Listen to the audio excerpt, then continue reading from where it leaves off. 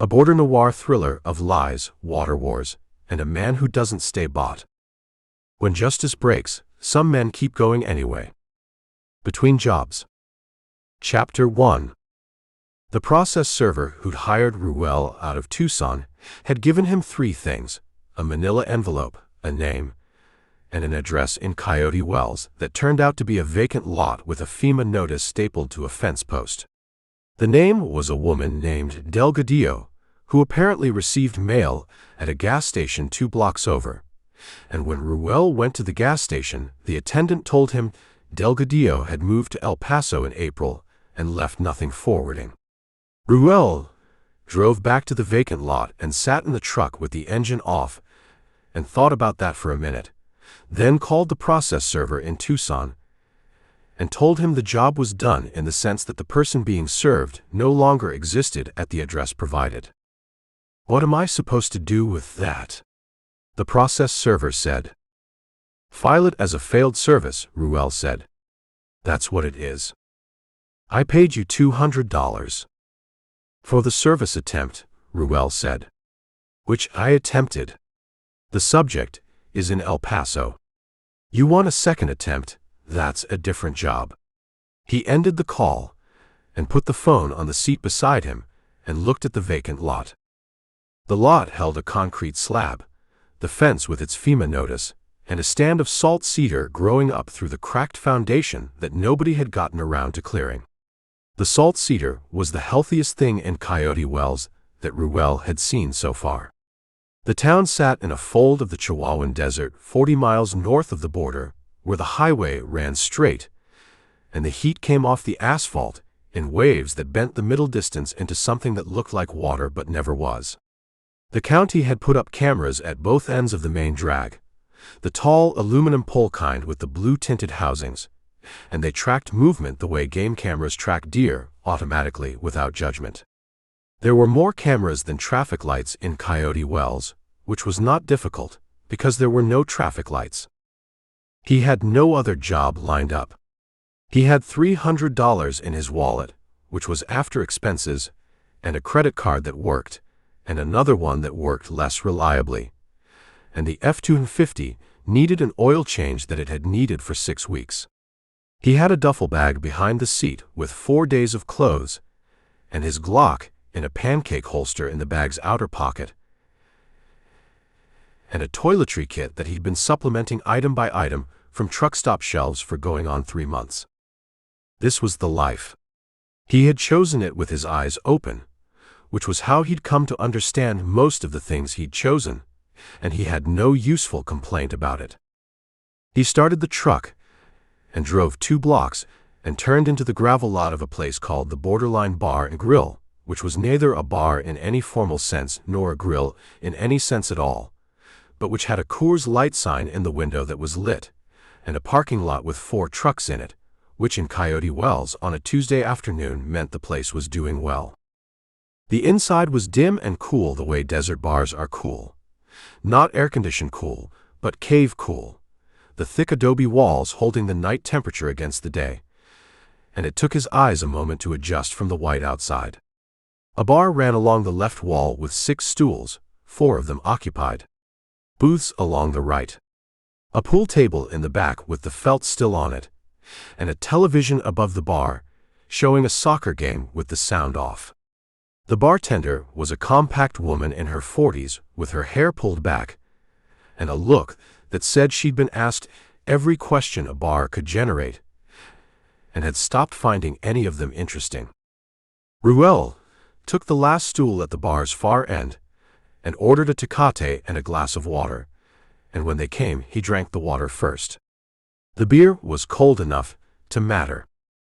The 4 men at the bar were ranchers or ranch adjacent, the boots and the belt buckles, and the particular leathery neck quality of men who spent their days in unfiltered sun.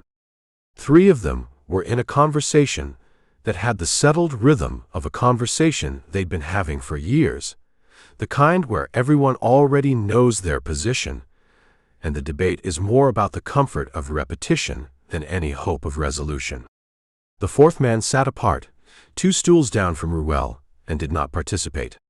He was maybe 55, built like a man who'd been thick once and was now going lean again in the way of men whose stress runs ahead of their appetite. He had a face that had been outdoors for decades and was paying for it, and he was drinking bourbon from a rocks glass and reading something on his phone with an expression of sustained displeasure. The conversation 3 stools over was about water. Not water in the abstract, water the resource, water the legal territory, water the thing that determined in this part of the world who stayed and who left. The loudest of the 3, a man with a white mustache and a Cattlemen's Association hat, was talking about an aquifer filing that had come through the county recorder's office the previous month. A filing he did not like. The other 2 were providing the call and response that the white mustache required. Adjudicated water rights, the white mustache said. That's what it comes down to. You got adjudicated rights, you've had those rights for 100 years, and now some outfit out of Scottsdale tells the county recorder they've got a prior appropriation claim on the recharge zone, and the recorder just stamps it. Like it's a parking permit. Should have fought it when it came in, one of the others said. We did fight it. We filed a protest.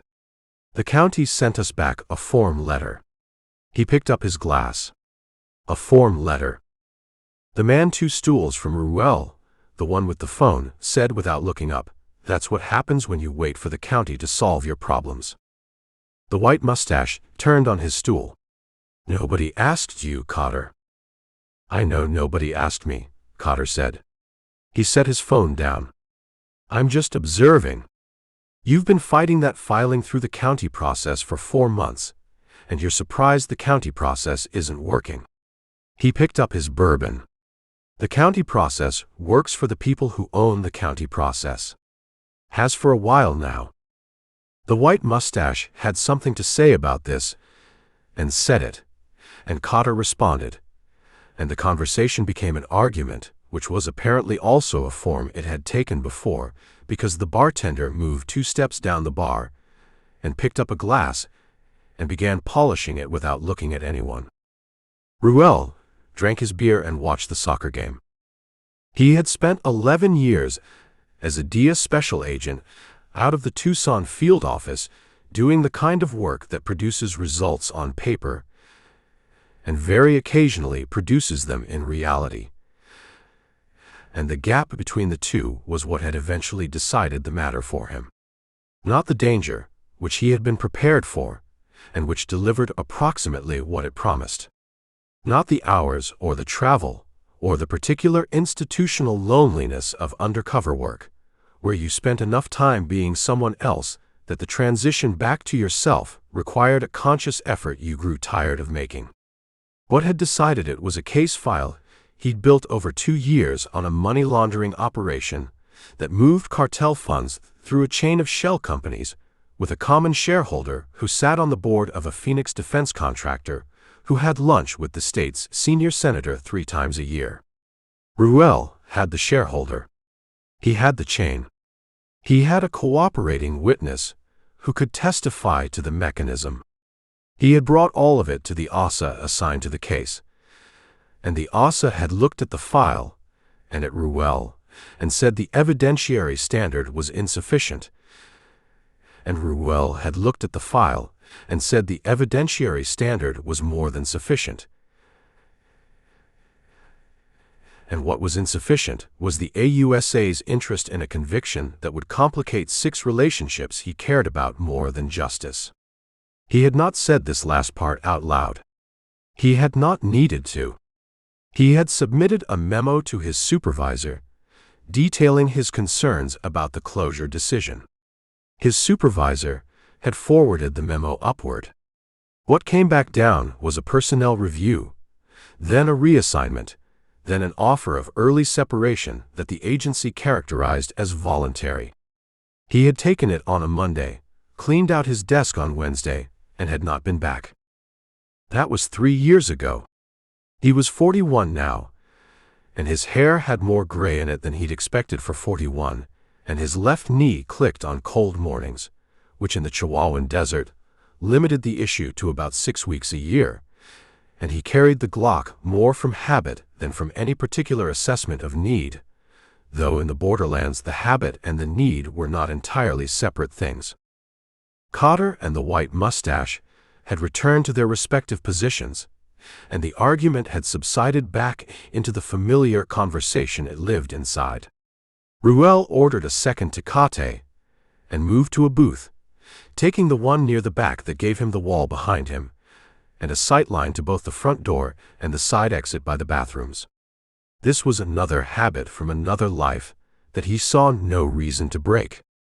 He had his phone out and was working through a skip trace request, a man in Lordsburg who'd skipped a bail bond and whose ex-wife's Facebook account, public and updated daily with a thoroughness that suggested she did not fully understand how the internet worked, placed the skip at a fishing camp on the Gila River when the door opened and the light came in, and a man slid into the booth across from him.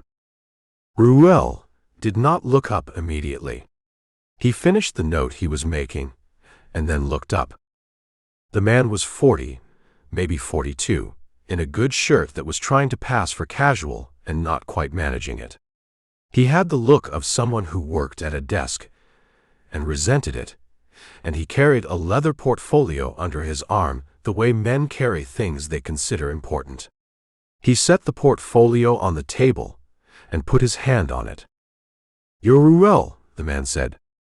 "Somebody told you that," Ruell said. "Guy at the gas station said there was a man asking around about an address on Cerro Street. Described your truck."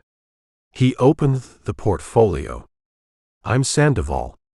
I work for Hauser and Reese, Water Rights Law, Presidio office." He produced a manila envelope, legal size, fat with documents. "I have a delivery job. Time sensitive." Ruell looked at the envelope. "You're hiring couriers out of bar booths." "I'm hiring the person who's available and comes recommended." He named a man in Tucson who had sent Ruell 3 legitimate jobs over the past year. He said you were reliable and discreet and currently unscheduled. "He doesn't know my schedule." "He knows you took a service job in Coyote Wells today that went nowhere," Sandoval said.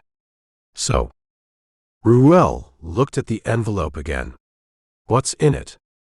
"Water rights survey documentation. Supporting evidence for a prior appropriation filing that's been in contest for 18 months. It needs to get to an attorney named Pratt at the Presidio County Title Office by Thursday at 9 a.m. If it doesn't get there by 9, the filing window closes and we're looking at starting the contest process over, which," Sandoval paused in the way of a man selecting the right level of disclosure, "is not an acceptable outcome." "Why not courier it yourself?" "Because I've had 2 couriers in 4 months who didn't deliver," Sandoval said.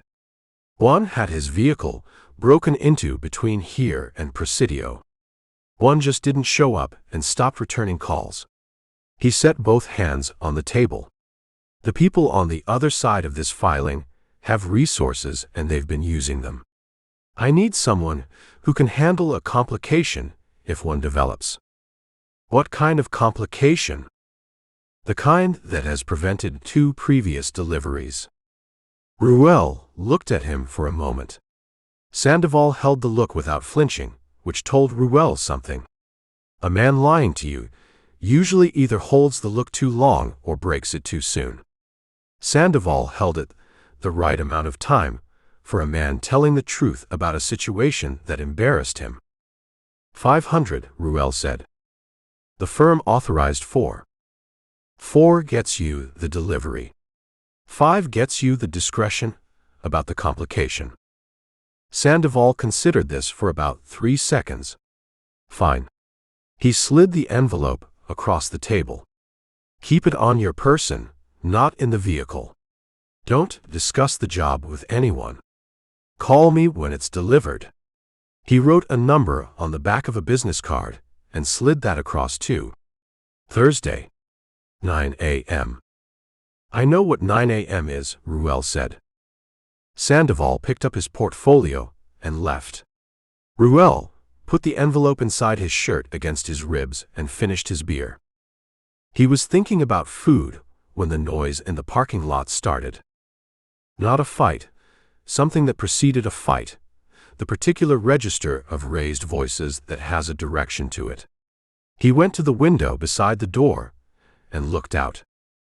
A stock trailer had pulled through the lot and stopped at the far end, a single-axle trailer hitched to a Chevy Silverado that had 200,000 miles on it and was going to make 250.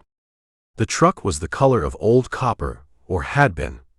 The oxidized primer showed through at the wheel wells and along the door edges in a way that spoke of a vehicle that worked too hard to worry about its appearance. In the trailer, visible through the aluminum slats, a dozen or so animals moved and complained in the way of animals that have been in a trailer for a long time and have opinions about it. Compact, high-horned goats, the horns sweeping back and outward in the configuration of an animal that had been developed over centuries for hard country. They shifted and knocked against each other, and the trailer rocked slightly on its springs. A man got out of the driver's side. He was broad across the back and moved with the careful deliberateness of a man managing a long day, not old, maybe late 40s, but carrying the weight of it in his shoulders. He wore a clean button shirt despite the heat and a hat with a flat brim, and he went around to the passenger side and opened the door for the woman who came out.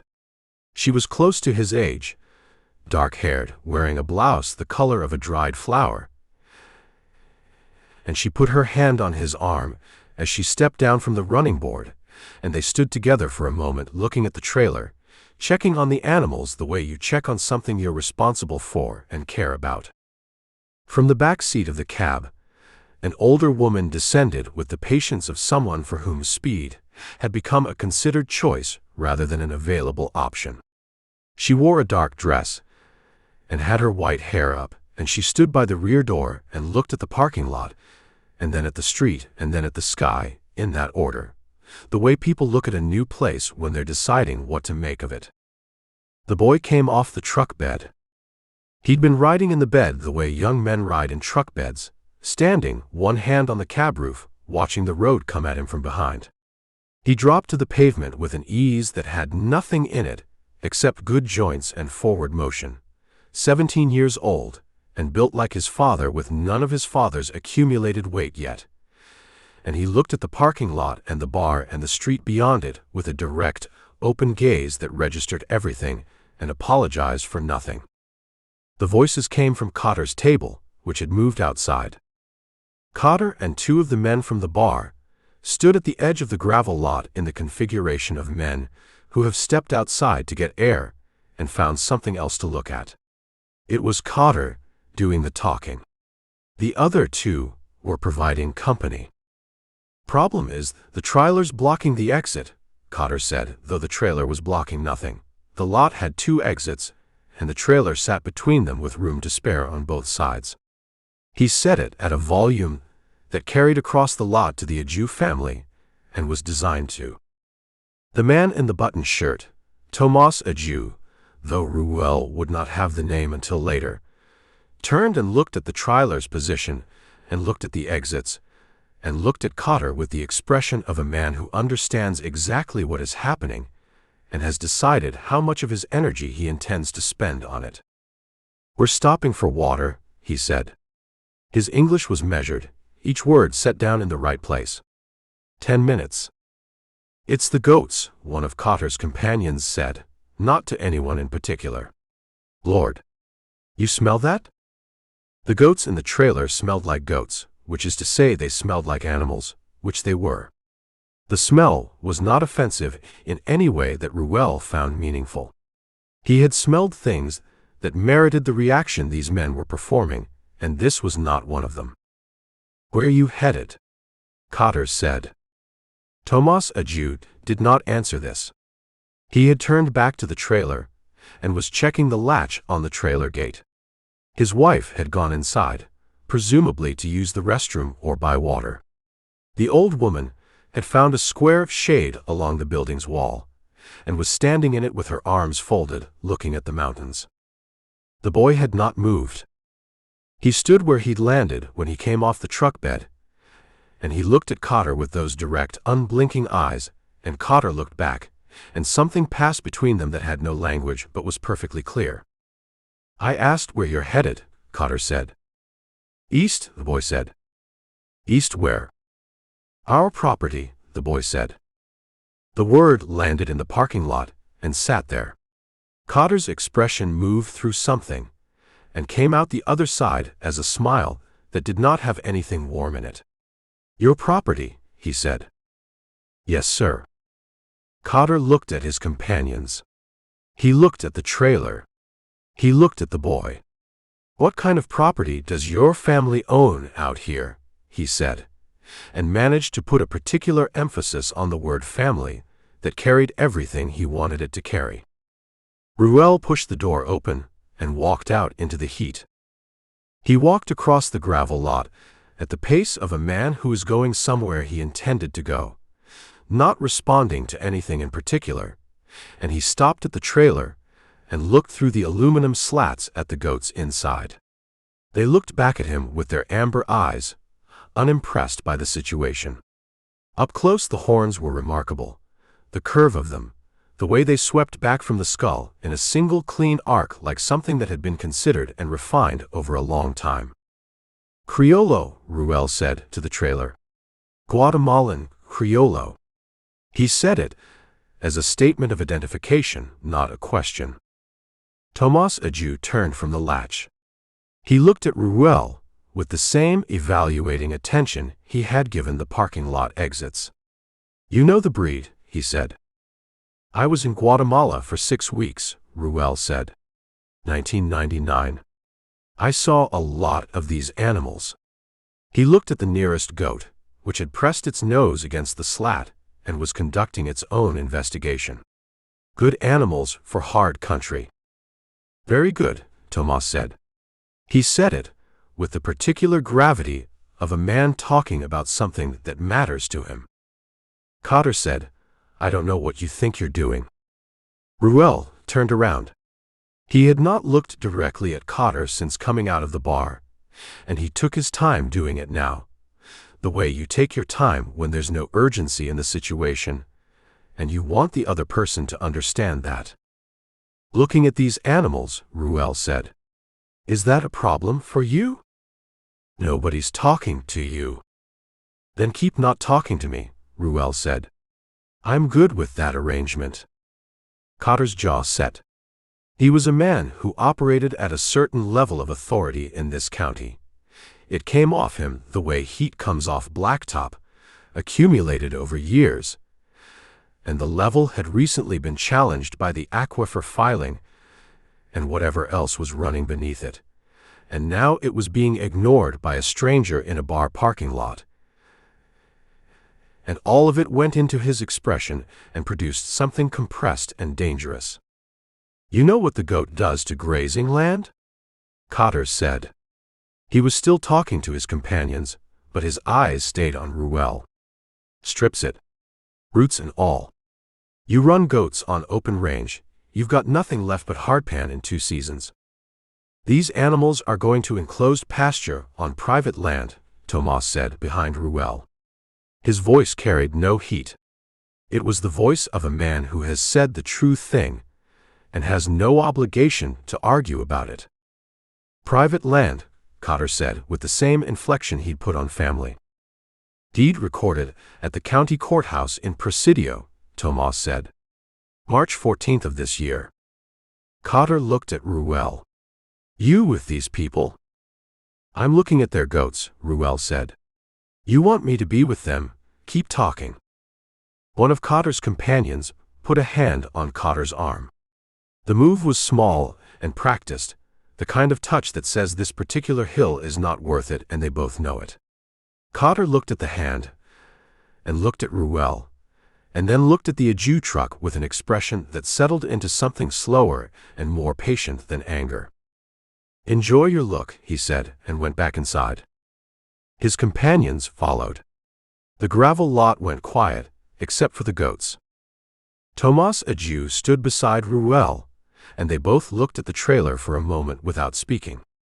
The old woman had not moved from her patch of shade.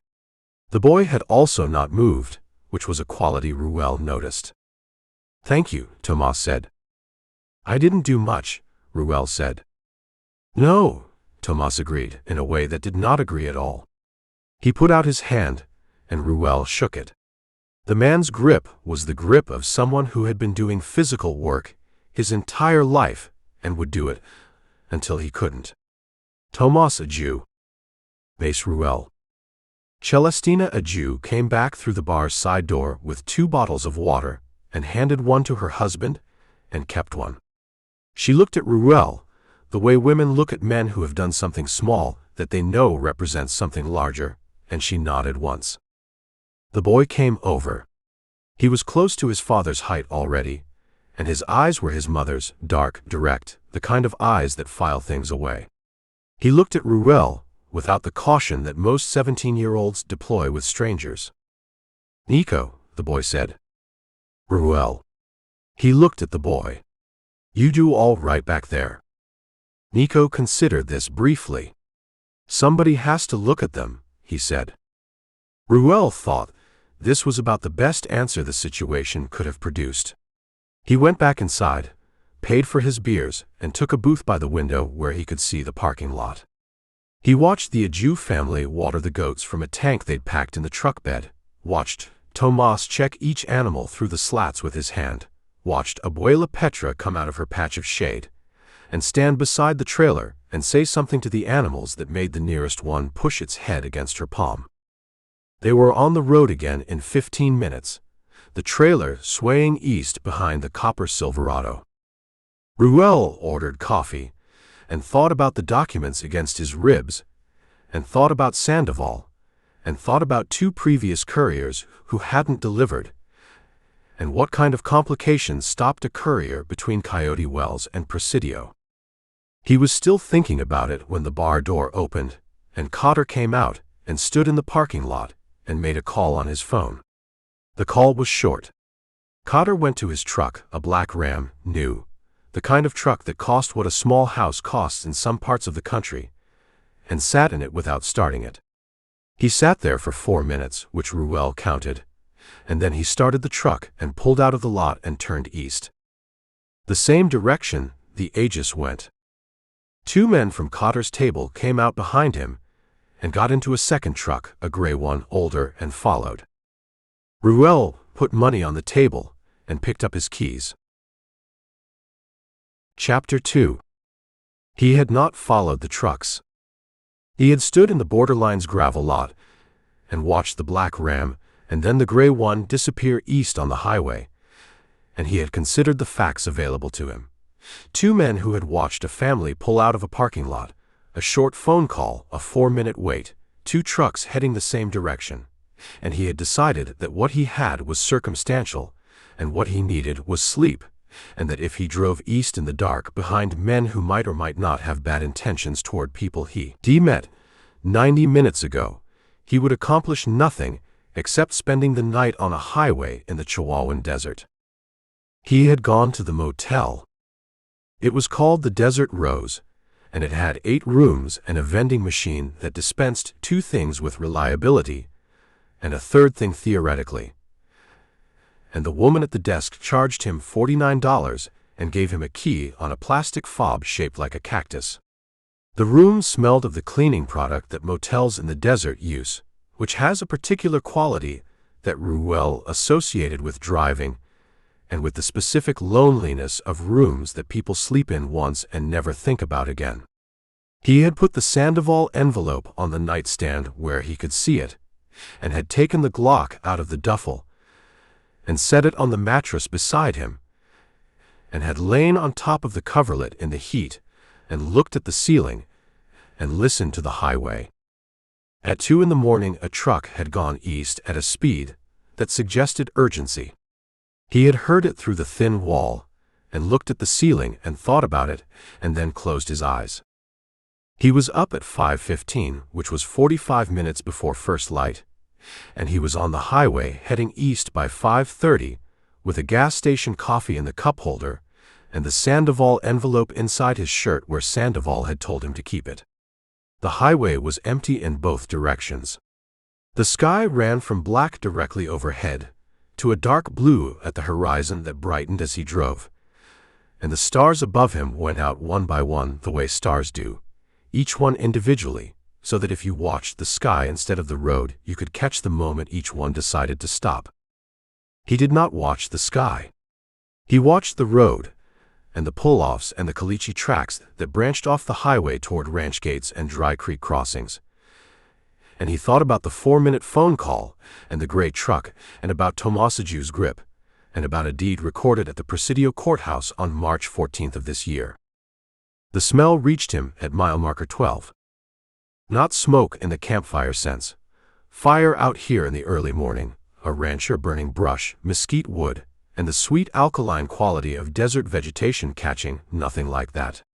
This was the smell of petroleum products and synthetic materials, and something beneath both of those that his body recognized before his mind named it, a smell that had a specific and permanent address in his memory from a night in Nogales 14 years ago, when he was still carrying a federal badge and had arrived at a scene that could not be unarrived at. He came off the gas and let the truck coast. The pull-off appeared a quarter-mile ahead on the right, a caliche widening where the highway shoulder turned into packed white dust, the kind of spot where truckers stop to check loads and Border Patrol agents sit with their radar units in the hour before dawn. He pulled off the highway 100 yards short of it and cut the engine and sat in the gray pre-dawn and looked. The Aju truck sat at the pull-off's far end against the lip of a dry creek wash, and it had burned. The cab had burned worst. The roof gone, the windshield gone. The interior collapsed into the molten residue of everything that had been in it. The bed was scorched but intact, the aluminum stock trailer still hitched behind it, and the trailer had not burned because the trailer held nothing that would sustain a fire, and because whoever had lit the truck had not bothered with it. The truck's tires had melted down to the rims, and the rims had settled into the caliche at angles that gave the whole structure a collapsed, deflated look, like something that had given up mid-fall. Ruell sat with his hands on the wheel and looked at it for a full minute. He checked his mirrors.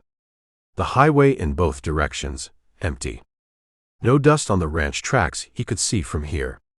He reached into the back seat and got the duffel and took the Glock out and chambered around and set it on the seat beside him, then drove the rest of the way in and parked 20 yards from the wreck and got out. The air around the burned truck had a specific heat that had nothing to do with the desert morning, a residual radiation from metal that had been very hot recently and was still working back toward ambient. He moved around it in a wide circle first, reading the perimeter the way he had been trained to read scenes, not starting at the obvious center but at the edges where the story began. The caliche held prints well. It had a fine compaction that took impressions and kept them the way good tracking mud does. He found the first positions 40 feet north of the truck, behind a stand of creosote that came to chest height on a man, and put a clean horizontal line between a shooter's eye and the window of a vehicle stopped at the pull-off. 3 separate boot impressions, 2 of them deep at the heel. Men who had been standing and waiting, weight rocked back, in the way of people who have been in position long enough to settle into it. The creosote branches had been pushed aside and held that way, the kind of careful branch management that someone does when they want a sight line and don't want to break anything that might be noticed. Professional patience. They had been here before the Aegis arrived and had waited in the dark. He went back to the truck and looked at the cab from the passenger side. Celestina Aju had sat in the passenger seat. What was in the cab now would not let him catalog specifically, and he did not try. He looked long enough to confirm there had been 3 people in the vehicle, and then he went around to the driver's side and found what he needed in the dust 10 feet from the door. Tomas Aju had gotten out. There were his boot prints, a wide square toe, deeply set at the heel, going around the front of the truck and stopping in the caliche. He had not made it further than the truck's front bumper.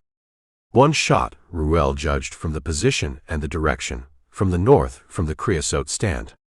The kind of shot that ends things before they understand they've ended.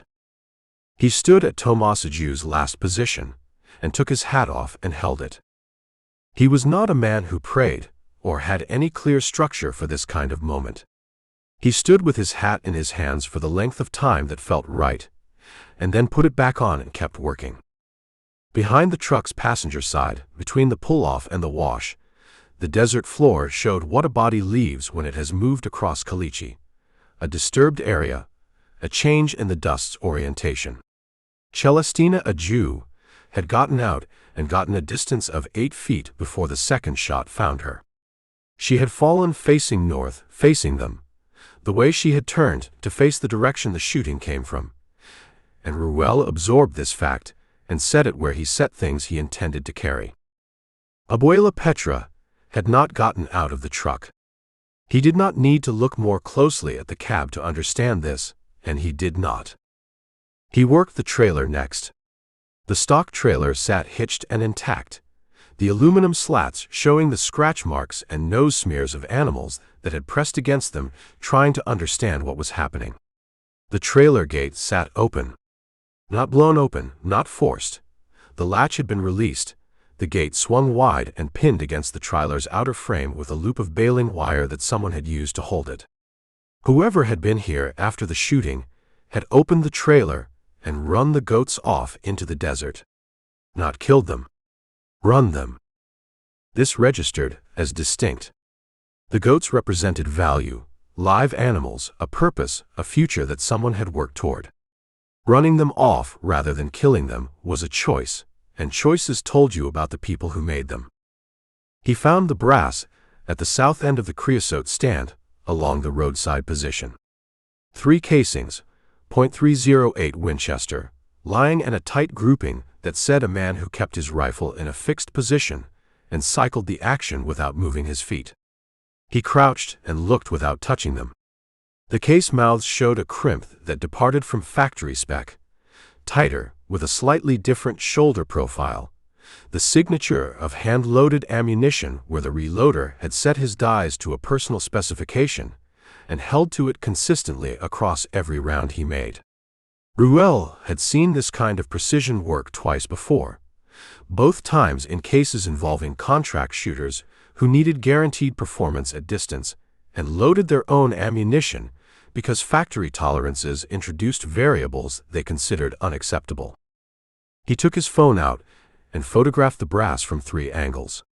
Then he looked at the dirt around the creosote position and found what he expected to find: a set of boot prints different from the waiting impressions, smaller with a newer tread pattern, moving back from the position toward the highway. The shooter had not waited with the others. He had approached and fired and retreated. The boots that had waited here in the dark before the Aegis arrived belonged to 2 other men. 3 people at the scene. 3 dead.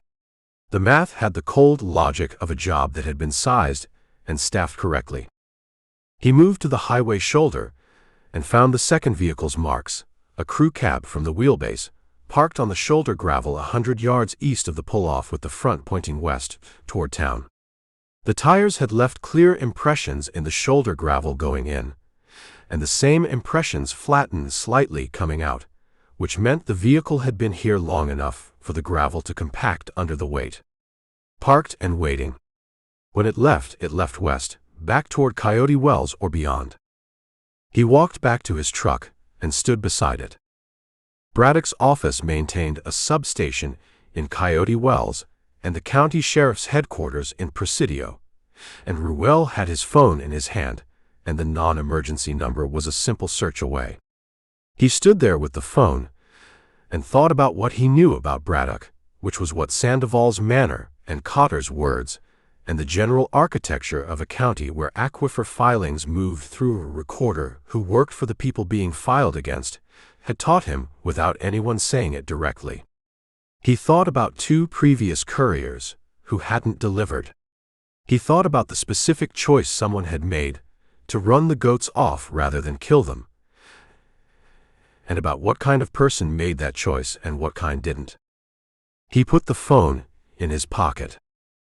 He went to the passenger side of the F-250, reached under the seat, and pulled out the Sandoval envelope from where he'd restowed it that morning. He looked at it, the Hausa and Reese return address, the weight of the documents inside, the paper band around it with Sandoval's handwriting, Pratt, Presidio, Thursday 9 a.m. He opened the glove box and put it inside and locked the glove box with the small key on his key ring and put the key separately in his shirt pocket. Then he took his own duffel from behind the seat and unzipped the main compartment and found the waterproof document sleeve he used for paperwork that needed to stay clean on long jobs. He folded it and put it inside his shirt where the Sandoval envelope had been, against his ribs, filling the shape of it. Anyone searching the truck would find the locked glove box. Anyone finding Ruell would find a document sleeve with nothing in it.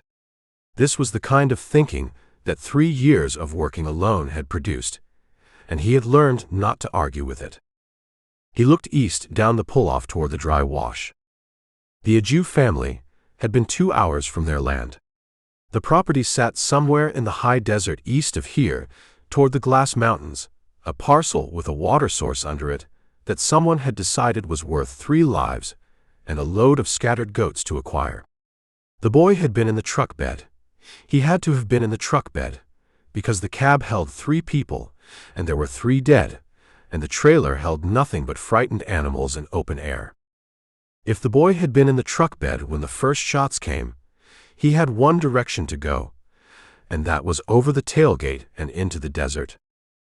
Ruell turned and looked northeast, the way the desert ran from the pull-off, Mesquite, and Ocotillo, and a dry wash that ran parallel to the highway for a quarter mile before bending away into the country. Cover, if you were small and fast and running. He started walking. The caliche at the pull-off's edge held the prints for 20 feet, and then the ground shifted to a harder mix of gravel and desert pavement where the prints went shallow and intermittent. He moved slowly, quartering the ground ahead of him in sections, reading what the surface gave him and working around what it didn't. The sun was fully up now, and the light came in at an angle that threw shadows behind every raised grain of soil, and made tracking easier than it would be at noon, when the light went flat and the desert floor gave up nothing. At 40 feet from the pull-off, he found blood on a piece of quartzite the size of his palm. Not a pool, a smear, the kind a moving person leaves when they put a hand down to catch themselves. The smear went in the direction he was already heading. He moved northeast along the wash bank, keeping low ground on his left where the wash cut a shallow channel through the desert floor. The mesquite grew thicker here, 8 and 10 feet high in places, the branches interlocking overhead in a canopy that dropped the temperature a few degrees and turned the light green-gray. Thorns on the mesquite that could go through denim. He moved through gaps. 200 yards from the pull-off, the wash bent left and deepened into a proper cut, 4 feet of eroded bank, the bottom sand-white and clean from the last rain. He stopped at the bend and crouched and looked along the cut. Nothing moved. "I'm not one of them," he said, to the mesquite and the wash and whatever was in it. His voice came out at normal volume, conversational. No point in whispering. Whispering sounds like someone trying not to be heard. "My name is Mace Ruell. I was at the bar in Coyote Wells yesterday. I saw your family in the parking lot. I drove out this morning on the highway and found the truck." He let that sit for a moment. "I covered them with my jacket. It's not adequate. I know, it's not adequate." The mesquite moved. Not the wind. The morning wind came from the west, and the branch that moved was on the east side of the wash. "There are 2 things you can do," Ruell said. "You stay in that wash, and you wait for whoever comes next, and I cannot tell you that whoever comes next will be me. Or you come out, and we figure out what happens after this." He stayed crouched with his hands visible, forearms on his knees, the Glock still on the truck seat 200 yards behind him. "I'm not law. I'm not connected to anyone in this county. I have no reason to be standing in this wash, except that I found your family and I followed the ground. A long silence. Somewhere in the desert behind him, a cactus wren produced 3 notes and went quiet. Nico, a Jew, came out of the wash bank. He came over the edge and stood on the bank above the cut, and he was covered in the desert floor. Dust in his hair, dust in his eyebrows, a smear of caliche across his left cheek. He had taken a hit along his left forearm that had opened a 4-inch gash from elbow to mid-forearm. The wound crusted over with dried blood and caked dust, and he had wrapped the arm with the sleeve of his shirt, which he'd torn off at the shoulder. The wrapping had shifted during the night and come loose at one end, and he was holding it against the wound with his right hand. He had been in that wash for somewhere between 4 and 6 hours, and he was standing upright, and his eyes were his mother's eyes, dark and direct, and they held everything that had happened to him without performing any of it. Ruell looked at the arm. "Can you walk?" "I've been walking," Nico said. "All right." Ruell stood up slowly. "My truck's back at the pull-off. I've got a first aid kit behind the seat. We're going to fix that arm, and then we're going to get off this road." He started back the way he'd come. "Come on." The boy dropped off the bank and followed him through the mesquite. Ruell waited until they were moving before he spoke again. "How many?" "3, Nico said. 1 in the creosote, north side. 2 more on the south, by the road." He said it the way someone reports information they have committed to memory, because they understood that the information had value, and value should be preserved. "The one in the creosote shot first. I was in the truck bed. I went over the gate when the first shot came and ran into the wash. They come after you. One of them, the south side one who had the rifle. He came to the edge of the pull-off and looked." Nico's voice stayed even. "He had a headlamp. He swept it across the desert, and then he went back. I think he decided it was dark enough. That's when you took the arm." "When I went over the tailgate. The trailer hitch." "So, not a bullet." Ruell revised his read of the wound. "A gash from a steel hitch at speed, in the dark, a boy going over a truck tailgate in the first seconds of an ambush." He filed this away. "Their faces," Ruell said. They had reached the edge of the mesquite, and the pull-off opened ahead of them.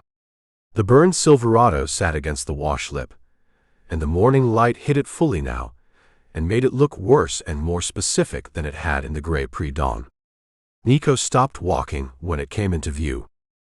Ruell stopped beside him and waited. The boy stood for 10 seconds. Then he breathed out through his nose, one long controlled exhalation, and looked at Ruell. "The one in the creosote," he said. "I saw his face when I ran. Long face. Pale. He had his rifle up, and he was tracking me, but I was already past the wash edge." Nico's jaw set. "I would know him." "The other 2. The one with the headlamp, shorter, heavier. He was wearing a plate carrier under a flannel shirt." He said this with the precision of someone who had spent the night cataloging what they saw and making sure none of it blurred. "The third one stayed by the vehicle on the highway. I saw him from the wash when he got out to look at the desert. He was big. Wide. He moved like a soldier." Ruell looked at the boy for a moment. 17 years old, 1 bad arm, 6 hours in a desert wash, and the detail he was producing came from the kind of discipline you either had or you didn't, and most grown men didn't. "Can you get in the truck?" Ruell said. "Yes," Nico said. "Then let's go," Ruell said. "I need to get that arm looked at, and we need to be somewhere else before anyone else comes out on this road, looking for what happened here." He walked to the F-250 and opened the passenger door and waited. Nico came around and got in, moving carefully with the arm, and sat. He did not look at the burned Silverado again. He looked straight ahead through the windshield, at the highway and the desert beyond it, and at the line of mountains far to the east, the direction his family had been heading, the direction where their land was.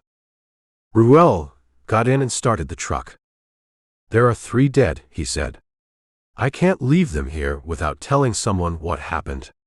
But the person I'd normally call in this county is not the person I'm going to call." Nico said nothing. "I know a woman," Ruell said, pulling out onto the highway.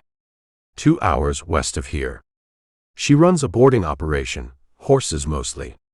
She's someone I trust, which in this situation is a short list."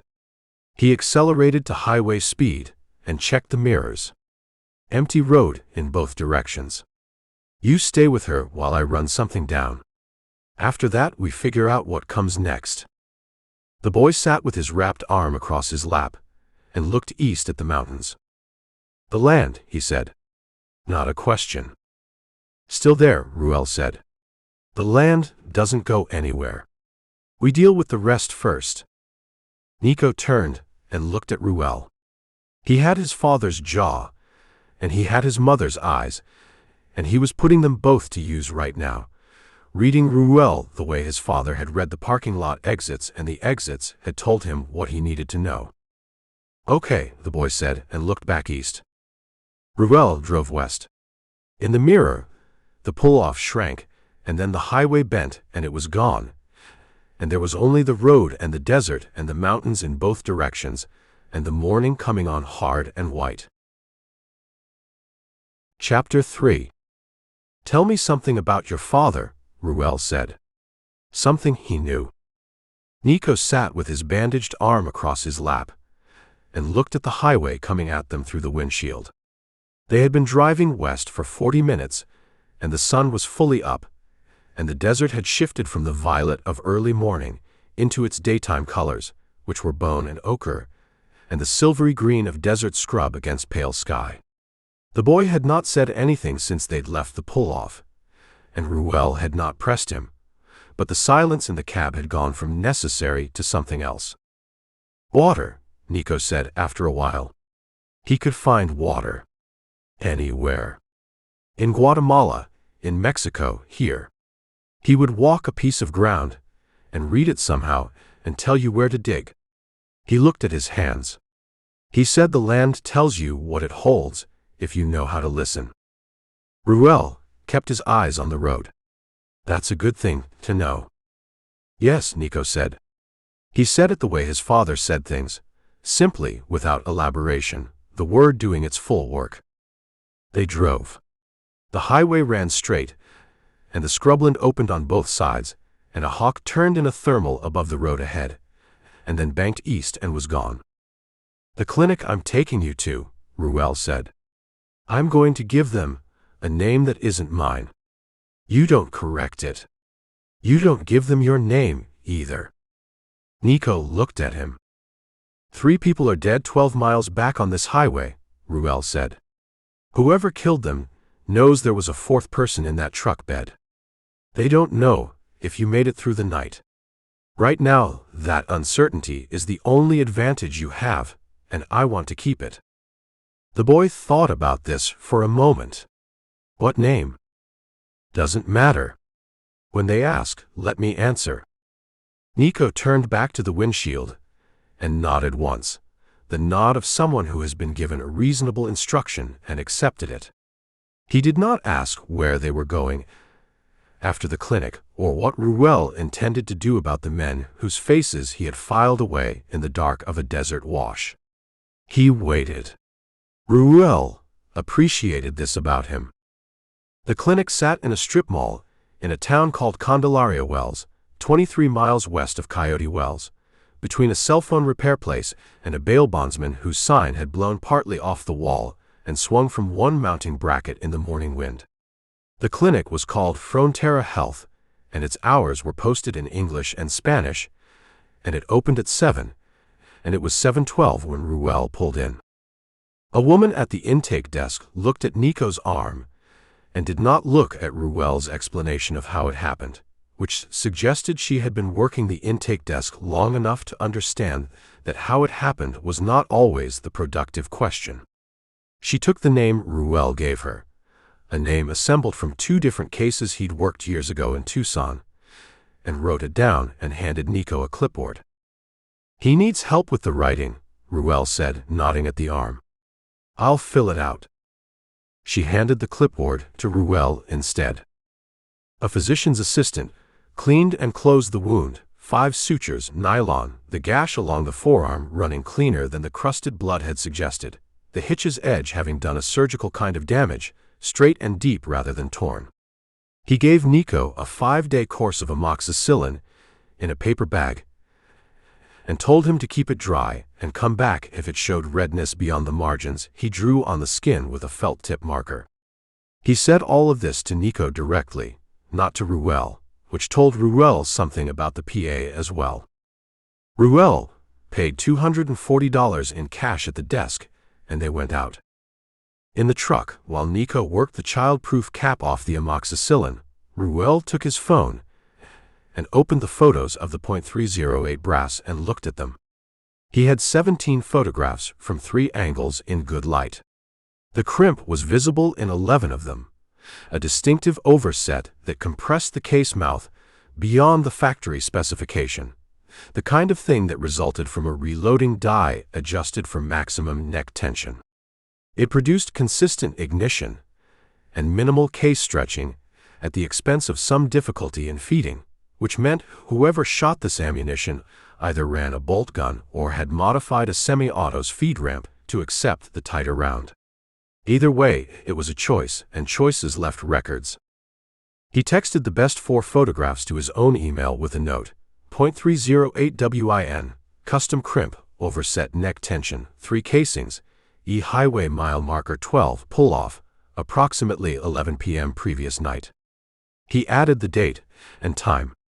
He did this because 11 years of building case files had made record-keeping a reflex, and because a reflex was more reliable than an intention. "Ready," he said. Nico had the pill cap off and 2 tablets in his palm. "Where now?" "I'm going to take you to a woman named Noir, Ruell said. "She's about 40 minutes from here. I've known her 7 years. She keeps horses, runs a small boarding operation. She won't ask you questions you don't want to answer." He started the truck. "I'll be back for you." "How long?" "Few days.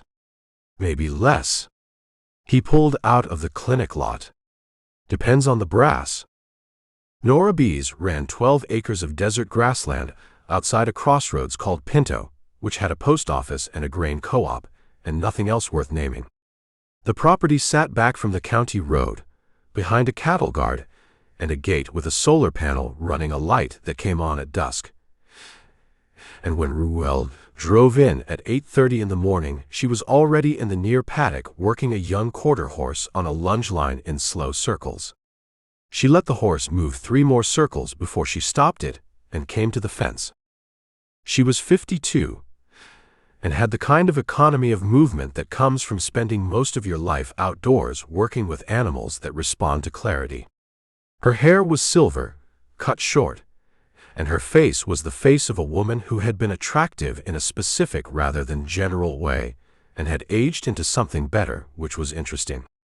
She looked at Ruell, and then at Nico in the passenger seat, and then at the bandaged arm and back at Ruell. "Trouble," she said. "Some," Ruell said. "I'll tell you what you need. The boy needs a place for a few days. Quiet. Off any road." She looked at Nico again. The boy had gotten out of the truck and was standing by the paddock fence watching the quarter horse, who had stopped circling and was watching Nico back with the attentiveness of horses that have not yet decided about strangers. "You know anything about horses?" she called to him. "Goats," Nico said without turning around. "I know goats." Nora looked at Ruell. Some kind of conclusion moved across her face. "He can stay in the tack room," she said. "It's cooler than the house in the afternoon. Cot's already made up." "Thank you, Nora." "Don't thank me yet." She opened the paddock gate and came through. "Come in and eat something first. Both of you. You look like you've been up since before God. Since 5:15. Like I said. She walked toward the house, and Nico fell in behind her without being asked, and Ruell watched them go, and thought that the boy would be all right here, and that all right was the most he could promise anyone in this situation, and that it would have to do. Fitch's Gun and Sporting ran out of a converted auto shop on the south end of Presidio, the garage bays still intact and used for storage, the original office converted to retail floor space with glass-topped cases along 3 walls, and a workbench visible through an open door to the back where the serious business happened. It smelled of Hoppy's solvent, and the particular brass and powder smell of ammunition in quantity, and the cases held the kind of inventory that reflected a man's actual philosophy about firearms rather than whatever moved off a distributor's shelf. No AR pattern rifles displayed prominently for the impulse buyer. A selection of bolt guns in the left case, handguns center, a wall of optics behind the counter, and in the right case an array of ammunition, factory and reloaded, arranged by caliber, labeled in a handwriting that had developed its own shorthand over decades. The man behind the counter was studying a stripped lower receiver through a jeweler's loupe and did not look up immediately. He was somewhere on the back side of 60, built compact, with hands that seemed oversized for his frame, and a stillness about him that Ruell recognized as the quality of someone who did very precise work and had learned that the world's interruptions were mostly noise. He set the loupe down and put the lower on the bench and looked at Ruell. "Help you," Fitch said. Not a question, a statement of conditional availability. Ruell put his phone on the glass counter and slid it across. The screen showed the best photograph of the 3.308 casings, the crimp visible, the overset neck tension clear. "I found these at a scene this morning," he said. "Highway 12 miles east of Coyote Wells. I'd like to know who you sold them to." Fitch looked at the photograph without touching the phone. He leaned forward and looked at it for a long time, the way he had looked through the loupe with full professional attention. Then he straightened and looked at Ruell. "You law," he said. "Former." "Not currently." "Former what?" "Dia." Fitch absorbed this. He picked up the phone now and looked at the photograph again, tilting the screen slightly. "Those are mine," he said. "The neck tension is tighter than I'd run for most applications. I've got one customer who wants that spec. Runs a Remington 700 with a shortened bolt throw, and he needs the consistent ignition because he doesn't want to break his cheek weld cycling." "Long-range work," Ruell said. "That's what a man wants a 700 for, if he's not hunting elk." Fitch set the phone on the counter and slid it back. "What happened at that scene?" "A family in a truck at a pull-off. 3 dead. The shooter was behind a creosote stand 40 feet north, elevated slightly. Clear sightline to the driver's window." Ruell looked at Fitch. "So yes. Long-range work. 40 feet is long range if you're doing it right." The gun shop went quiet. Through the open workbench door came the small tick of a cooling solvent can. "I've been operating here 11 years, Fitch said. "I load for people I know, and I know the people I load for." "Then this should be easy," Ruell said. Fitch looked at him. Whatever his internal deliberation looked like, none of it appeared on his face. He had the gun dealer's discipline of neutrality, which took years to develop and served multiple purposes. After a moment he said, "Man came in 3 weeks ago. Bought 4 boxes at my spec. Paid cash. Gave me a name, Decker, no first name offered. Long face, pale coloring. He was driving a white crew cab, recent model, Chihuahua state plates." "He say where he was headed?" "Didn't say. Didn't ask. He knew what he wanted and how to ask for it, which told me he'd bought custom loads before." Fitch paused. "He asked about the area. Roads. Whether the highway east of here got traffic at night." And you told him? I told him it was a low-traffic corridor, after about 10 p.m. because it is. Fitch's expression did not shift. I don't usually know what questions mean until later. Have you seen him since? No. Ruell picked up his phone and pocketed it. A white crew cab with Chihuahua plates in this part of the country. Motels that take cash, no questions. Where would a man like that wait between jobs? Fitch considered. There's a place on 90 outside Marfa. Between the highway and the rail line. Doesn't have a sign anymore. They take cash, and they don't have a computer, which in this county means they don't have a record. He paused again. I'm not going to ask what you intend to do with that information. Good, Ruell said. That makes us even. He went to the door, and then stopped. Pratt's office, he said. County Title Building, 2nd floor. I need to get there before 9. Fitch looked at the clock on the wall behind the counter. You've got 22 minutes, he said. Take the alley behind the feed store. Cuts 4 blocks. Pratt was younger than Ruell expected from the job. 28, maybe 30, with the careful clothing of a man who had gone to a good law school, and then taken a position that did not pay what good law school promised, and had decided not to let the discrepancy show. He had a small office on the 2nd floor of the County Title Building, with a window that looked out over a parking lot, and 2 lateral file cabinets, and a desk that held more paper than the desk was designed for. He looked at the Sandoval envelope when Ruell set it on the desk, and something unwound in him.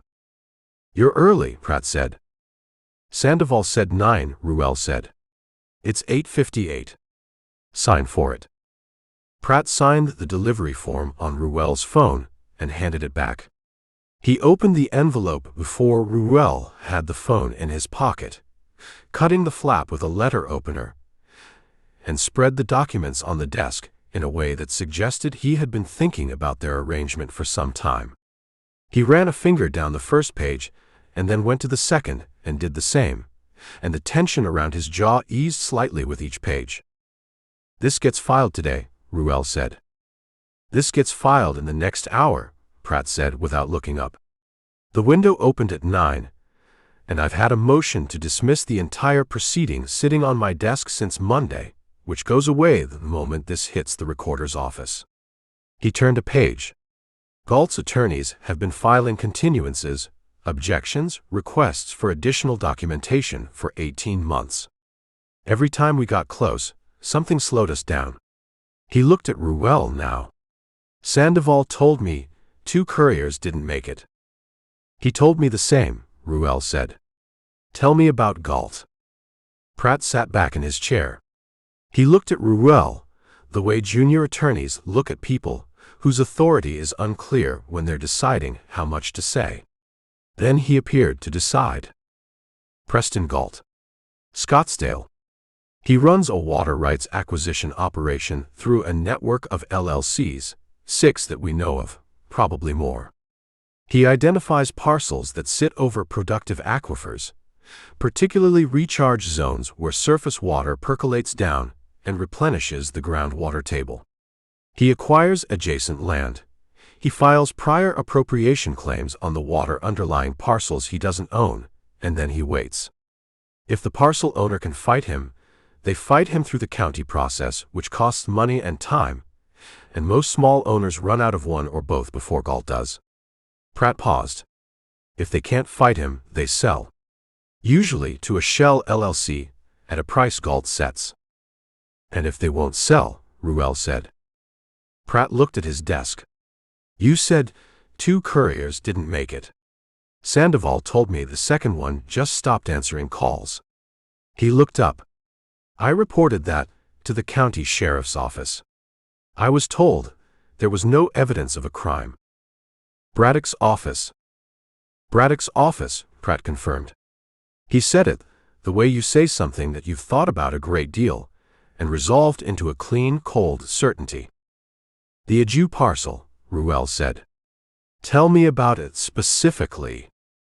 The Agiu family purchased a 40-acre parcel in the Agua Prieta Basin 8 months ago. Cash purchase, clean title. The parcel sits directly over the primary recharge zone for the Presidio Aquifer, the most productive groundwater source in this county. Pratt took a document from the second pile on his desk and turned it so Ruell could see. A survey map, the parcel outlined in orange, the aquifer recharge zone shaded blue underneath it. Galt filed a prior appropriation claim on the underlying water 6 days after the Agiu deed was recorded. 6 days. Which means he was watching for that parcel specifically. What's the water worth? The agricultural water rights alone, at current market rates in this basin, conservatively $12 to $15 million. Development rights on top of that, depending on what a buyer intended to do with them, could triple that number. Pratt looked at Ruell steadily. Without the Agiu deed as a competing claim, Galt's prior appropriation filing goes through unopposed. The Aegis are dead. The deed is gone from their vehicle. If this water rights filing, he tapped the Sandoval documents, goes through this morning, it establishes an independent competing claim that blocks Galt regardless of what happens to the deed. Ruell sat with that. 12 miles of highway, and 3 people, and a boy in a desert wash, and it came to this. A survey map and a dollar amount, and a man in Scottsdale whose name appeared on none of the paperwork that mattered. His operational people, Ruell said. Does the name Lugo mean anything to you? Pratt shook his head. He manages contracts for Galt. Ex-military. He's the person between Galt and whatever gets done. Ruell stood. File those documents. Don't leave that building until they're logged. I understand that, Pratt said. And call Sandoval. Tell him what I told you about the scene on the highway this morning. He needs to know what he put me into. Pratt looked at him. What did he put you into? I haven't finished finding out, Ruell said and left. The motel outside Marfa sat north of the highway, in the way of buildings that had originally been something else and had been converted to overnight accommodation by the simple addition of room numbers on the doors. 12 units around a gravel courtyard. A rusted ice machine at one end that Ruell could see from the highway had not dispensed ice in some time, and an office the size of a walk-in closet with a hand-lettered vacancy sign. The white crew cab was in the lot at the far end, parked under a metal awning that provided shade and a degree of visual cover from the road. Chihuahua plates. Recent model F-150, higher trim, the kind of truck that costs more than it looks like it should. Ruell drove past and turned around and came back and parked on the highway shoulder 100 yards short of the entrance. He sat for 10 minutes. Nothing moved in or out of the motel. He drove in. He knew the room from the truck's position relative to the unit doors. Room 9, far end. He parked 2 units away, backed in, and went to the office and asked the man behind the desk whether they had anything away from the highway noise. The man told him 12 was the quietest, and Ruell said he'd take it and paid cash for 2 nights and walked to room 12, went inside, and came back out the window on the parking lot side. Room 9 had its curtains closed. A bar of light under the door. Ruell stood at the corner of the building and listened. Television inside, not loud but audible as the compressed gabble of cable news at low volume. He knocked on the door. Nothing moved inside for a moment. Then the sound of a chair, someone getting up. Housekeeping, Ruell said, in a register that had nothing in it. Don't need it, a voice said close to the door. Message from the office for Mr. Decker, Ruell said. 2 seconds of silence. Then the deadbolt turned, and the door opened on the chain. Ruell hit the door with his shoulder, and the chain bracket pulled out of the door frame. The frame was hollow core, the screws had never had adequate purchase, and the door swung open, and Decker stumbled back into the room. He was in jeans and no shirt, and he moved fast for a man caught off balance. getting his feet under him, and his right hand going for the nightstand where the Glock sat in a paddle holster on top of a paperback. "Don't," Ruell said. He had his own Glock out. Decker looked at the gun, and at Ruell, and kept his hand on the nightstand without picking the holster up. He had a long face, pale in the poor light of the room, the same face Nico had described from a dark pull-off while being shot at, which told Ruell the boy's memory operated the way Ruell had assessed it. Decker's eyes were taking inventory. The Glock, Ruell's stance, the door behind Ruell, the bathroom door to his left. "Sit on the bed," Ruell said. Decker did not sit. "Who are you?" "The person who found the pull-off this morning," Ruell said. "Mile marker 12. I read your position in the creosote. I found your brass. I want to know who contracted the job and who else is on the team."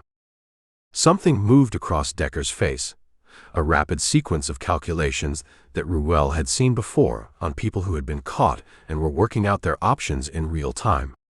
Most people in that situation made a decision and committed to it. The ones who kept calculating were the dangerous ones, because they hadn't committed yet, and uncommitted men did unexpected things. "I don't know what you're talking about," Decker said.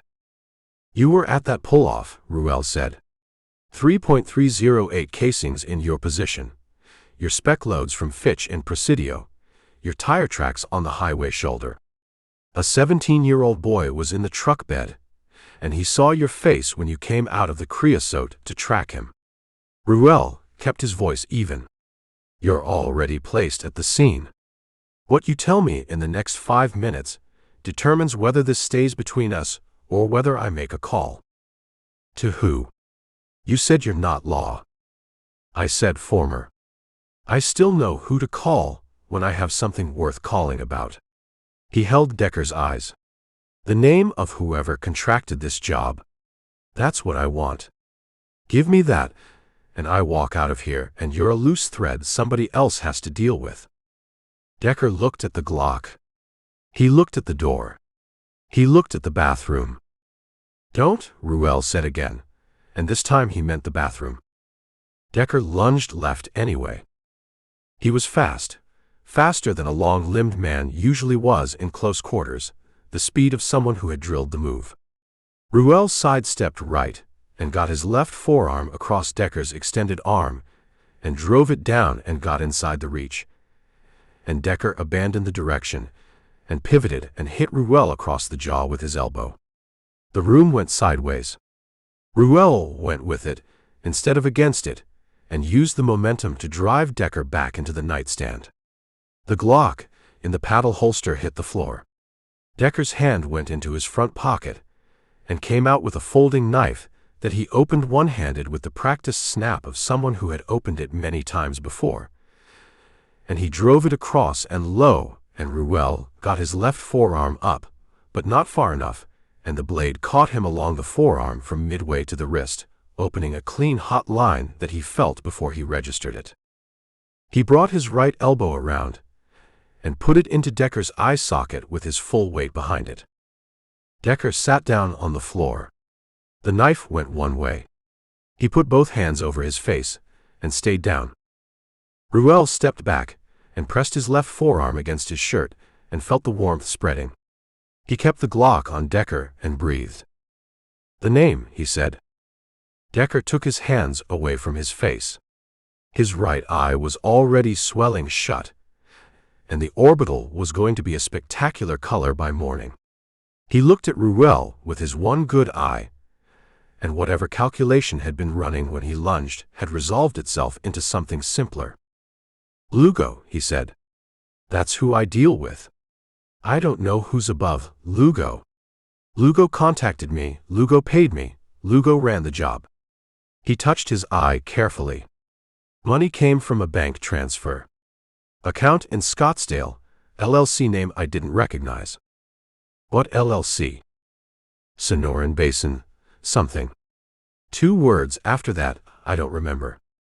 "Where does Lugo operate from?" "Doesn't have a base. He calls. He moves." Decker lowered his hand.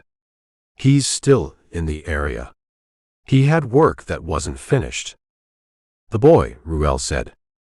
Lugo said there was a loose end that needed resolving before we were clear. Ruell stood very still with that for a moment. Then he picked up Decker's Glock from the floor and the folding knife and put both in his jacket pocket. He wrapped his left forearm with his shirt tail and held the pressure. "You're going to stay in this room," he said. "You're going to ice that eye, and you're going to think about whether Lugo is a man you want to be associated with when this gets pulled apart." He went to the door. "I'd make some decisions if I were you." Decker said nothing. He sat on the floor and held his face.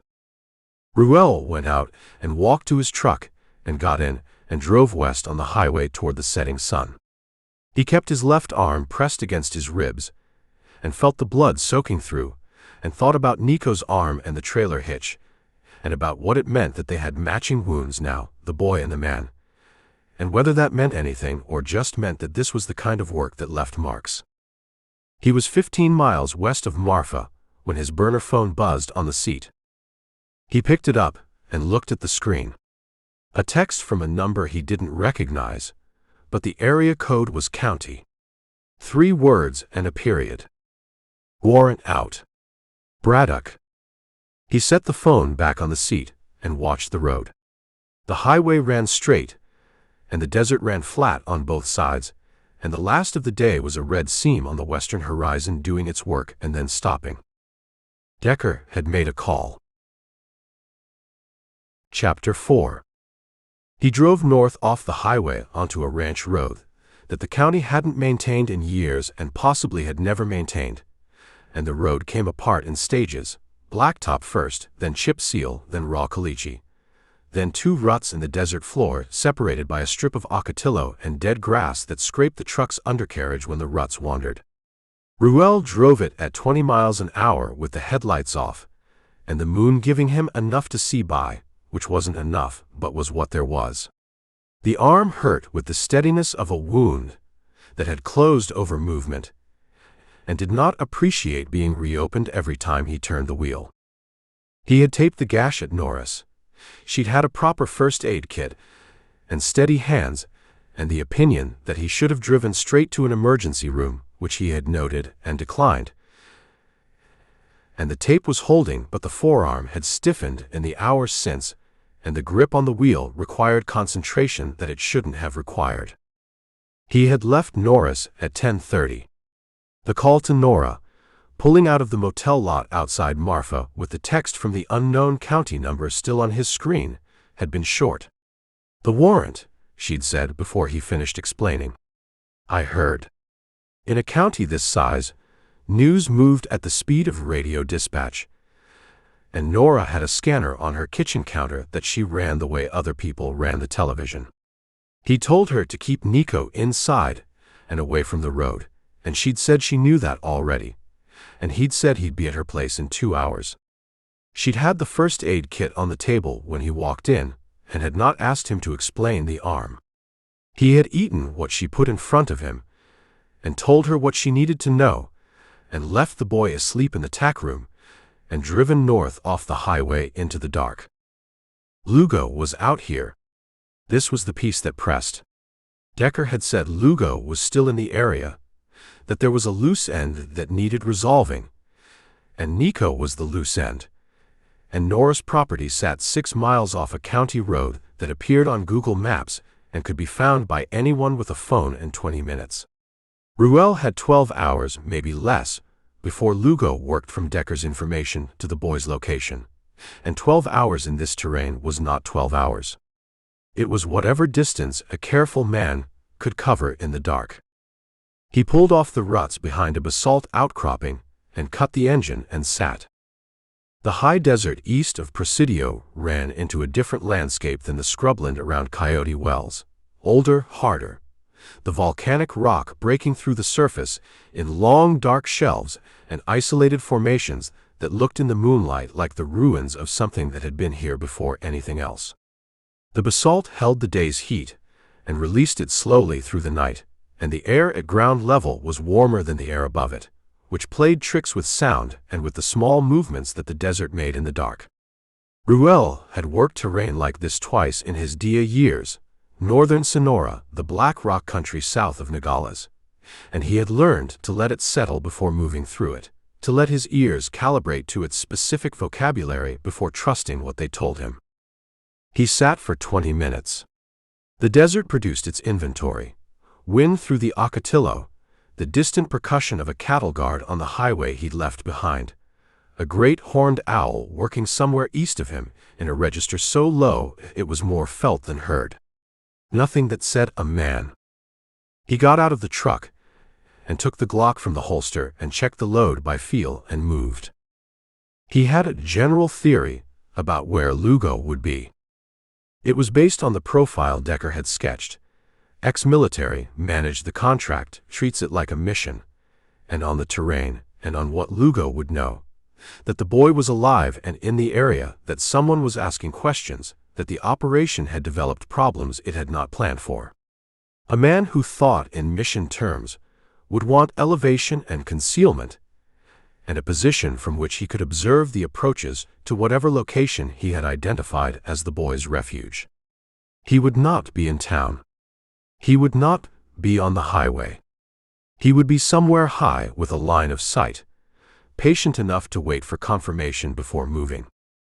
There was one place in this section of terrain that matched. A basalt shelf a kilometer northeast of the road junction, 40 feet above the desert floor, with a natural depression at its northern edge that had been used as a hunting blind at some point. Ruell had seen it on a satellite image years ago in a different context, and it had registered the way useful things register without you knowing they'll be useful. The depression faced southwest, toward the county road and the ranch tracks that branched from it. From up there, anyone running a vehicle toward Noir's property would be visible for 3 minutes before they reached her gate. Ruell covered the kilometer on foot, threading the basalt formations, staying below the ridge lines, moving the way he had learned to move in country where the other person might be watching the approaches. Slow. No silhouette against the sky. The arm complained at every irregular step where he put a hand down for balance, and he let it complain and kept moving. He heard the horse before he saw the man. A horse, standing at rest in a desert night, makes sounds that carry the shift of weight, the soft compression of hooves on gravel, the occasional low exhalation. It came from the east side of the basalt shelf, below the rim, tethered in the shadow of a tall formation. Ruell stopped and put his back against the nearest rock face and listened. The horse stood still. No sound from above. Ruell changed direction and went around the shelf's east end, climbing the lower face where the basalt had fractured and left a rough staircase of ledges. He moved up 12 feet, 15, and came onto the shelf's surface from the rear and got flat and looked north along the rim toward the depression. The man was there, prone at the depression's forward edge, a rifle laid across a natural rock rest, the barrel pointing southwest down toward the road junction and the tracks to Noir's property. He wore dark clothing, and he was still with the quality of stillness that requires training to achieve and maintenance to sustain. Not the stillness of sleep, but the managed stillness of someone who has been in position long enough to stop fighting the discomfort of it. Broad across the shoulders. The shape of him confirmed what Nico had seen from a desert wash. Big, solid. The build of a man who had spent years being required to carry weight over distance. Ruell gave himself the length of 3 breaths to think. The rifle on the rock rest was a problem. Any movement toward Lugo from his current position required crossing 20 feet of open shelf surface in the moonlight, which was enough time for a man with military reflexes to come off the prone and put the rifle on him. The angle was wrong for a direct approach. But the depression had a back wall, and the back wall was 3 feet of basalt that blocked Lugo's sightline to anything behind him. Ruell moved right, staying below the shelf surface, crawling the last 4 feet to the depression's east end. He came up behind the back wall and got his feet under him and looked over the edge. Lugo had heard something. He had shifted his weight slightly, and his right hand had come off the rifle stock toward the pistol on his hip, and his head had begun to turn. Ruell went over the wall. He dropped into the depression and got to Lugo before the turn completed and hit him across the upper back with his forearm, the bad forearm, which sent a specific and clarifying pain up his arm that he used rather than fought, and drove Lugo's face into the rock rest. The rifle clattered off the ledge. Lugo got his hands under himself and shoved up, and Ruell rode the push backward and let Lugo come to his feet, because a standing man is easier to manage than a man on the ground with something to push against. Lugo turned and looked at him. He had a square face, flat-planed, the features of a man carved for function rather than expression. The pistol had not cleared the holster. Ruell had one hand on his wrist preventing it, and Lugo evaluated this situation with eyes that stayed calm in the way that certain kinds of training produces, a flatness that was not absence of emotion, but the result of having learned to run emotion on a separate channel from decision-making. "Let go of the wrist," Lugo said. "Not yet," Ruell said. "I want to talk first." "You're the one who found the pull-off." "That's right." "Dia," Lugo said. He said it the way a man names a category, not a specific threat. "Former Mace Ruell. You're Lugo. You managed the contract on the Ajou family, and you're out here because the boy didn't die." Lugo's eyes went to Ruell's left arm, to the tape visible below the rolled sleeve, to the dark staining through it. "Decker cut you." "Decker's at a motel outside Marfa with a closed eye thinking about his options," Ruell said. "I want to know who above you authorized the contract. I want the name." "Decker gave you my name." "He gave me your name." "He didn't give me the principal."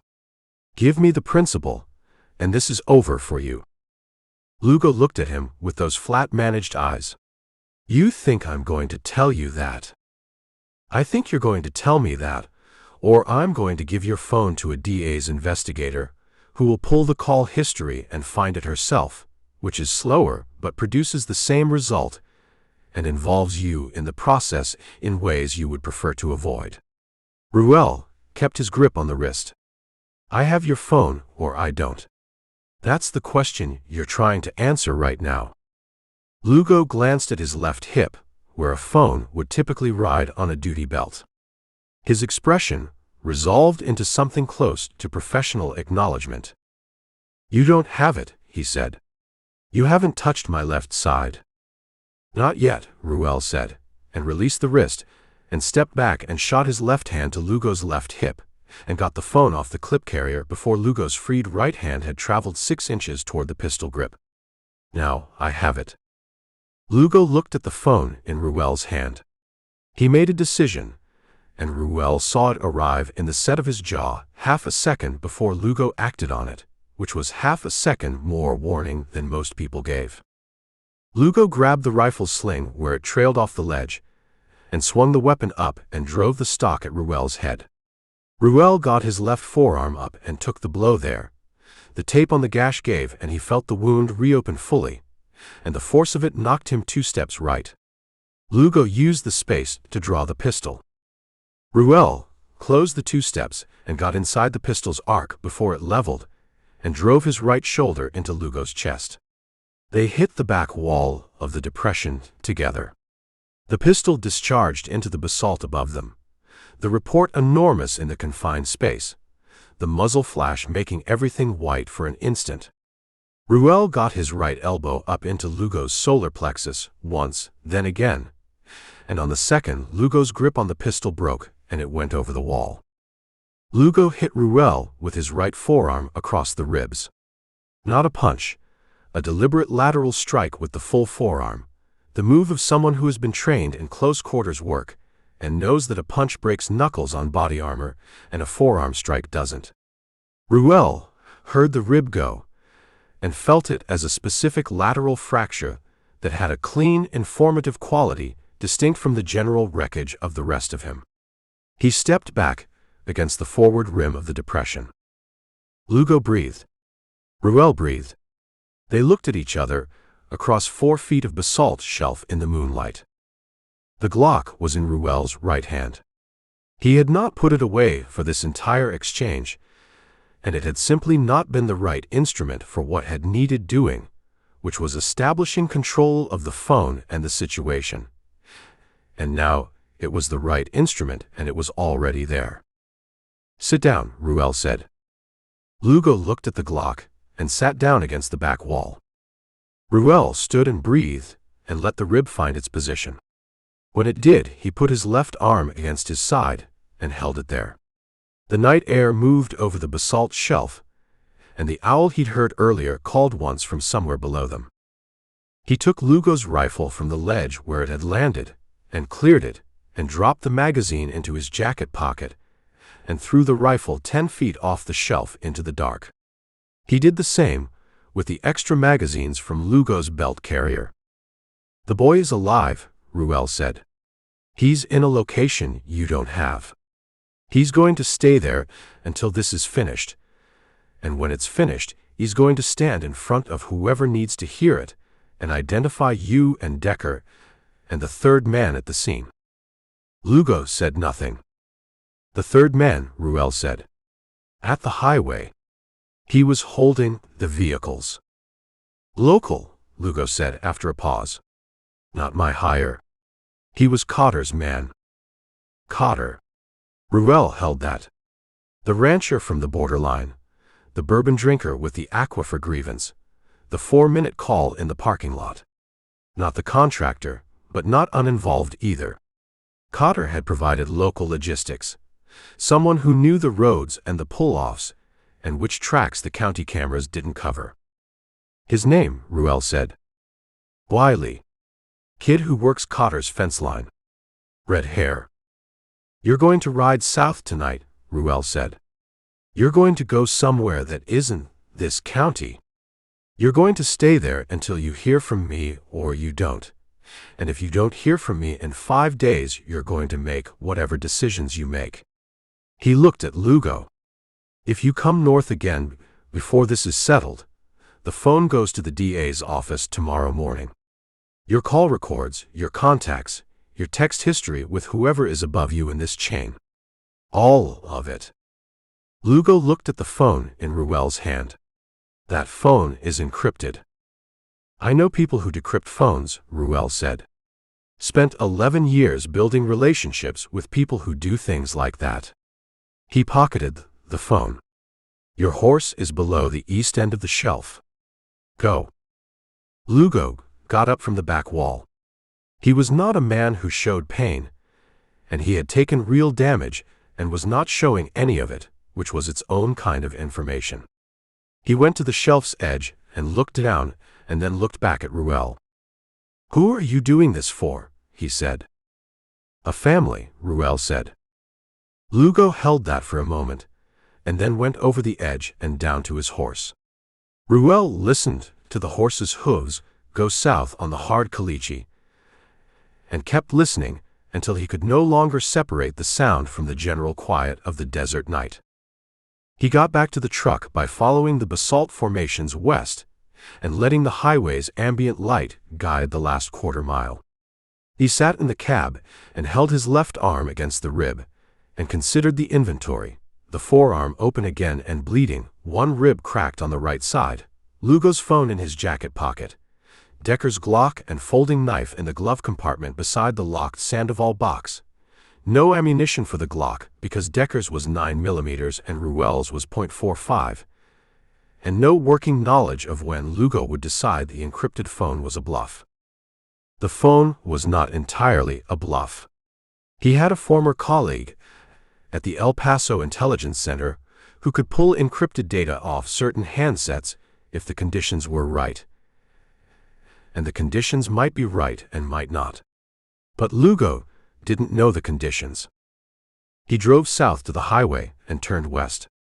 The county road ran dark and straight, and the stars overhead had that hard desert clarity that has nothing sentimental in it, just physics, dry air, elevation, no competing light. The Braddock deputies found him 12 miles later. 2 units, county sheriff's markings, running dark. They came north on a ranch road that intersected the highway and pulled out behind Ruell and lit their overheads simultaneously, the light bar strobing blue and white across the desert floor on both sides of the road. Ruell pulled over and cut the engine and put his hands on the wheel and waited. One deputy came to the driver's window. He was young enough that his uniform still looked new, and he held his flashlight high and to the side the way they teach it at the academy, and he looked at Ruell and at the arm and at the Glock visible on the seat. "Sir, I need you to put both hands where I can." "Already there," Ruell said. "Both hands on the wheel, visible." "Is that weapon registered?" "To me." "Glock 30.45 ACP. I have a valid Arizona CCW."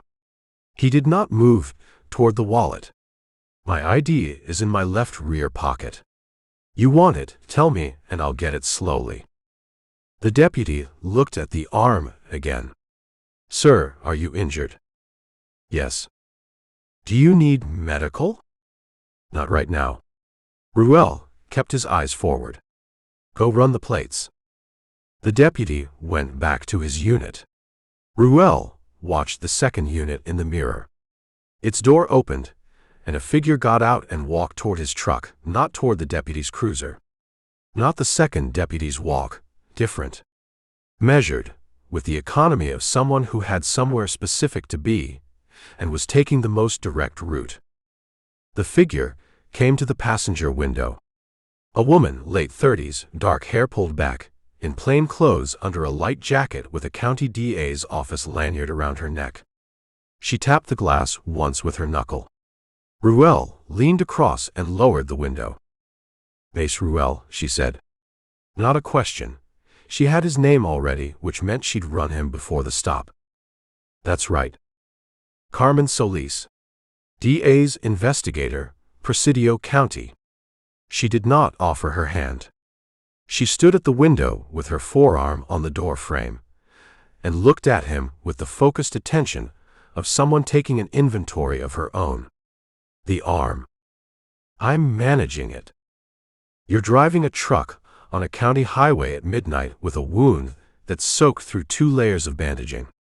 That's not managing it." She glanced at the deputy's cruiser, where her colleague was on his radio with the plates. "I'm going to tell you one thing quickly, and then I'm going to step back and let Deputy Harmon finish his business. When I'm done talking, you don't respond to what I've said. You understand?" Ruell looked at her. "The deed transfer paperwork from the Aju parcel," she said. "The original deed pages that were taken from their vehicle. They're in a filing cabinet in an office at the county title building in Presidio. 2nd floor. Suite 4.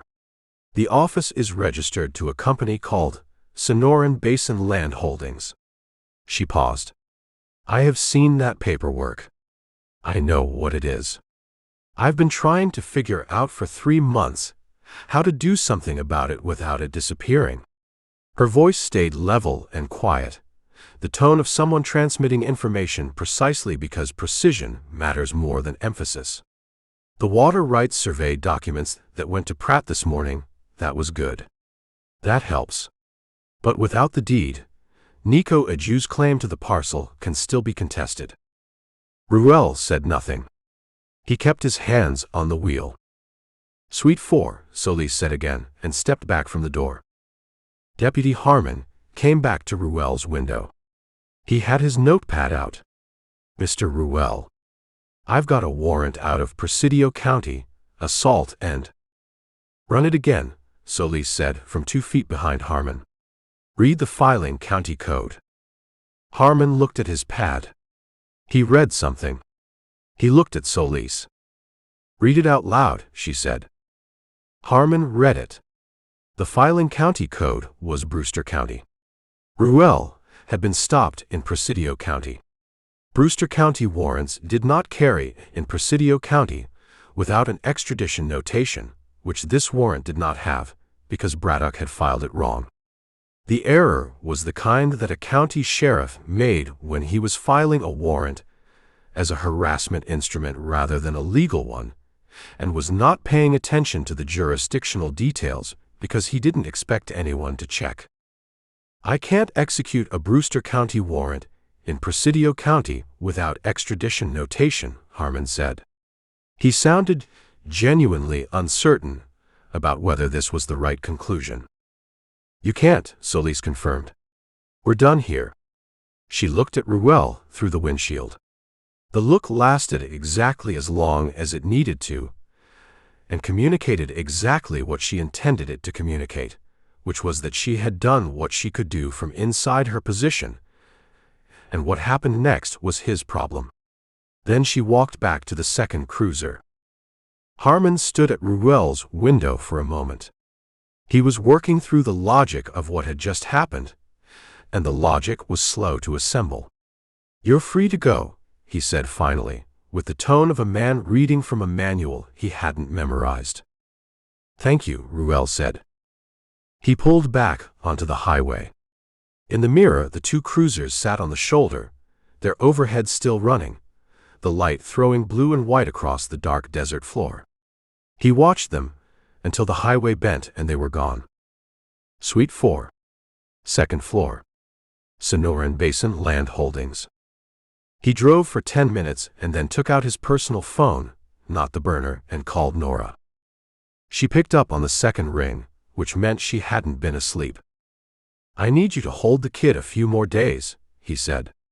Keep him off the road and keep the scanner on. Is it getting better or worse? She said. Better, Ruell said. It's just not done. A pause. The arm needs a doctor. After, he said. That's what people say before they pass out from blood loss. I'll tape it tighter, he said. I'll call you when it's done. Mace, she said. I know, he said. I'll call you. He ended the call and set the phone on the seat and pointed the truck north toward Presidio and the county title building and a filing cabinet on the second floor of it, and a man named Preston Galt, who kept an office there and who had bought 3 people's lives for the price of a prior appropriation filing and had not yet understood that the price was going to be revised. Chapter 5. He called Solis from the highway 20 minutes south of Presidio. The call lasted 90 seconds. He told her where Galt's office was, Suite 4, second floor, county title building, and that Galt was there and had been there since at least 7 that evening, because the building's ground floor security log, which Ruell had photographed through the glass lobby door before calling, showed a keycard entry at 7:14 p.m. under the name P. Galt. He told Solis he was going in at 10 o'clock and that he intended to have a conversation. He told her the outer office would be unlocked because he was going in first to unlock it, and that if she wanted to be in the outer office with the door open 2 inches when the conversation happened, that was her decision to make. I'll be there, she said. I know, he said. That's why I called. He parked on a side street 2 blocks from the building and sat in the truck and taped the forearm again with the last of Nora's first aid tape, pulling it tight over the wound, which had congealed enough to hold but had not sealed. The rib on the right side made itself known every time he breathed past a certain depth, which he had stopped doing. He pressed 2 fingers against it and felt the specific tenderness of a fracture that had not displaced and would not, provided he didn't do anything that required expanding his ribcage rapidly. He filed this in the category of constraints and not in the category of problems. At 9:50, he got out of the truck. The county title building was 4 stories of 1970s federal architecture, the kind that valued repetition of window and nothing else, and at night with its lower floors dark and the upper floors showing only the maintenance lighting, it looked exactly like what it was. A building that processed paper and closed at 5 and had no opinion about what happened in it or to whom. The lobby door used a standard Schlage commercial lock that Ruell opened in 40 seconds with a tension wrench and a short hook pick from his wallet, which had been there since a locksmith in Nogales had shown him the technique one slow afternoon 12 years ago, and which he had practiced enough since that it required no concentration, only patience. He pushed through and crossed the lobby and went to the stairs. Suite 4 occupied the south corner of the second floor. The outer office door was unlocked. A paralegal or assistant had the kind of schedule that involved working late and leaving in a hurry, and Ruell went inside and left it open behind him 2 inches and crossed to the inner office door.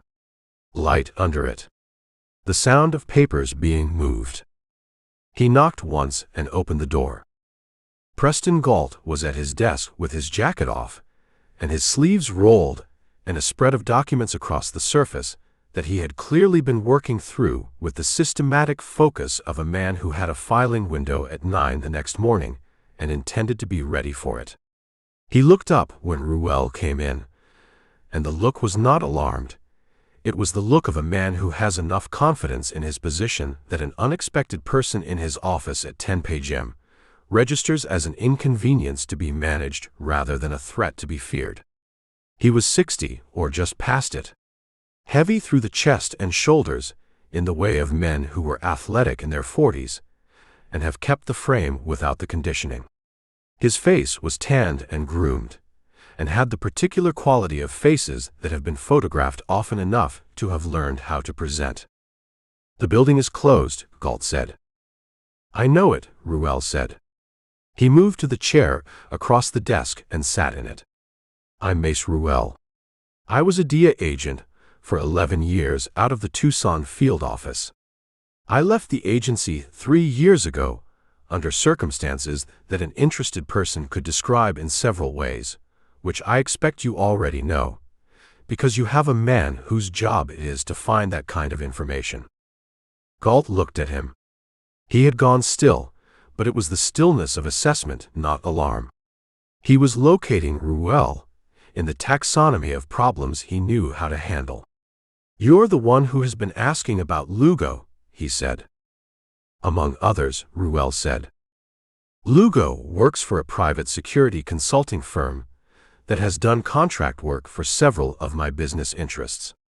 Whatever Lugo does in the field is between Lugo and his firm.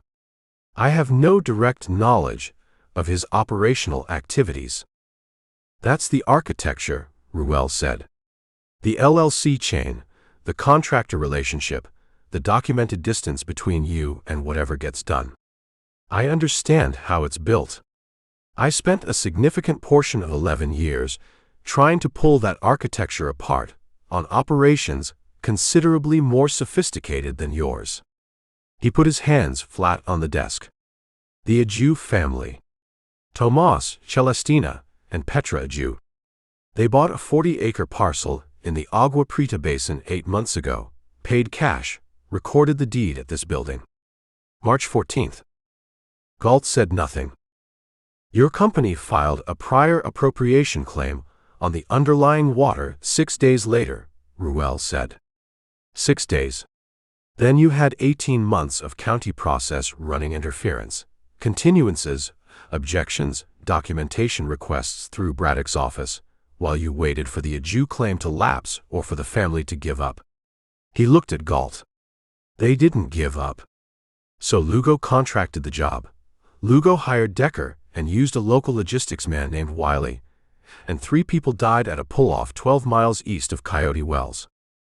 Gault leaned back in his chair and put his hands together on the desk in front of him. He looked at Ruell with the measured calm of someone who has had this kind of conversation before, not with people who came through his office at night, but with the legal and regulatory version of it, and had learned that the key was to never accelerate past what you had to say. "You have no standing to be in this office," he said. "You are not law enforcement. You have no warrant, no subpoena, no legal instrument of any kind.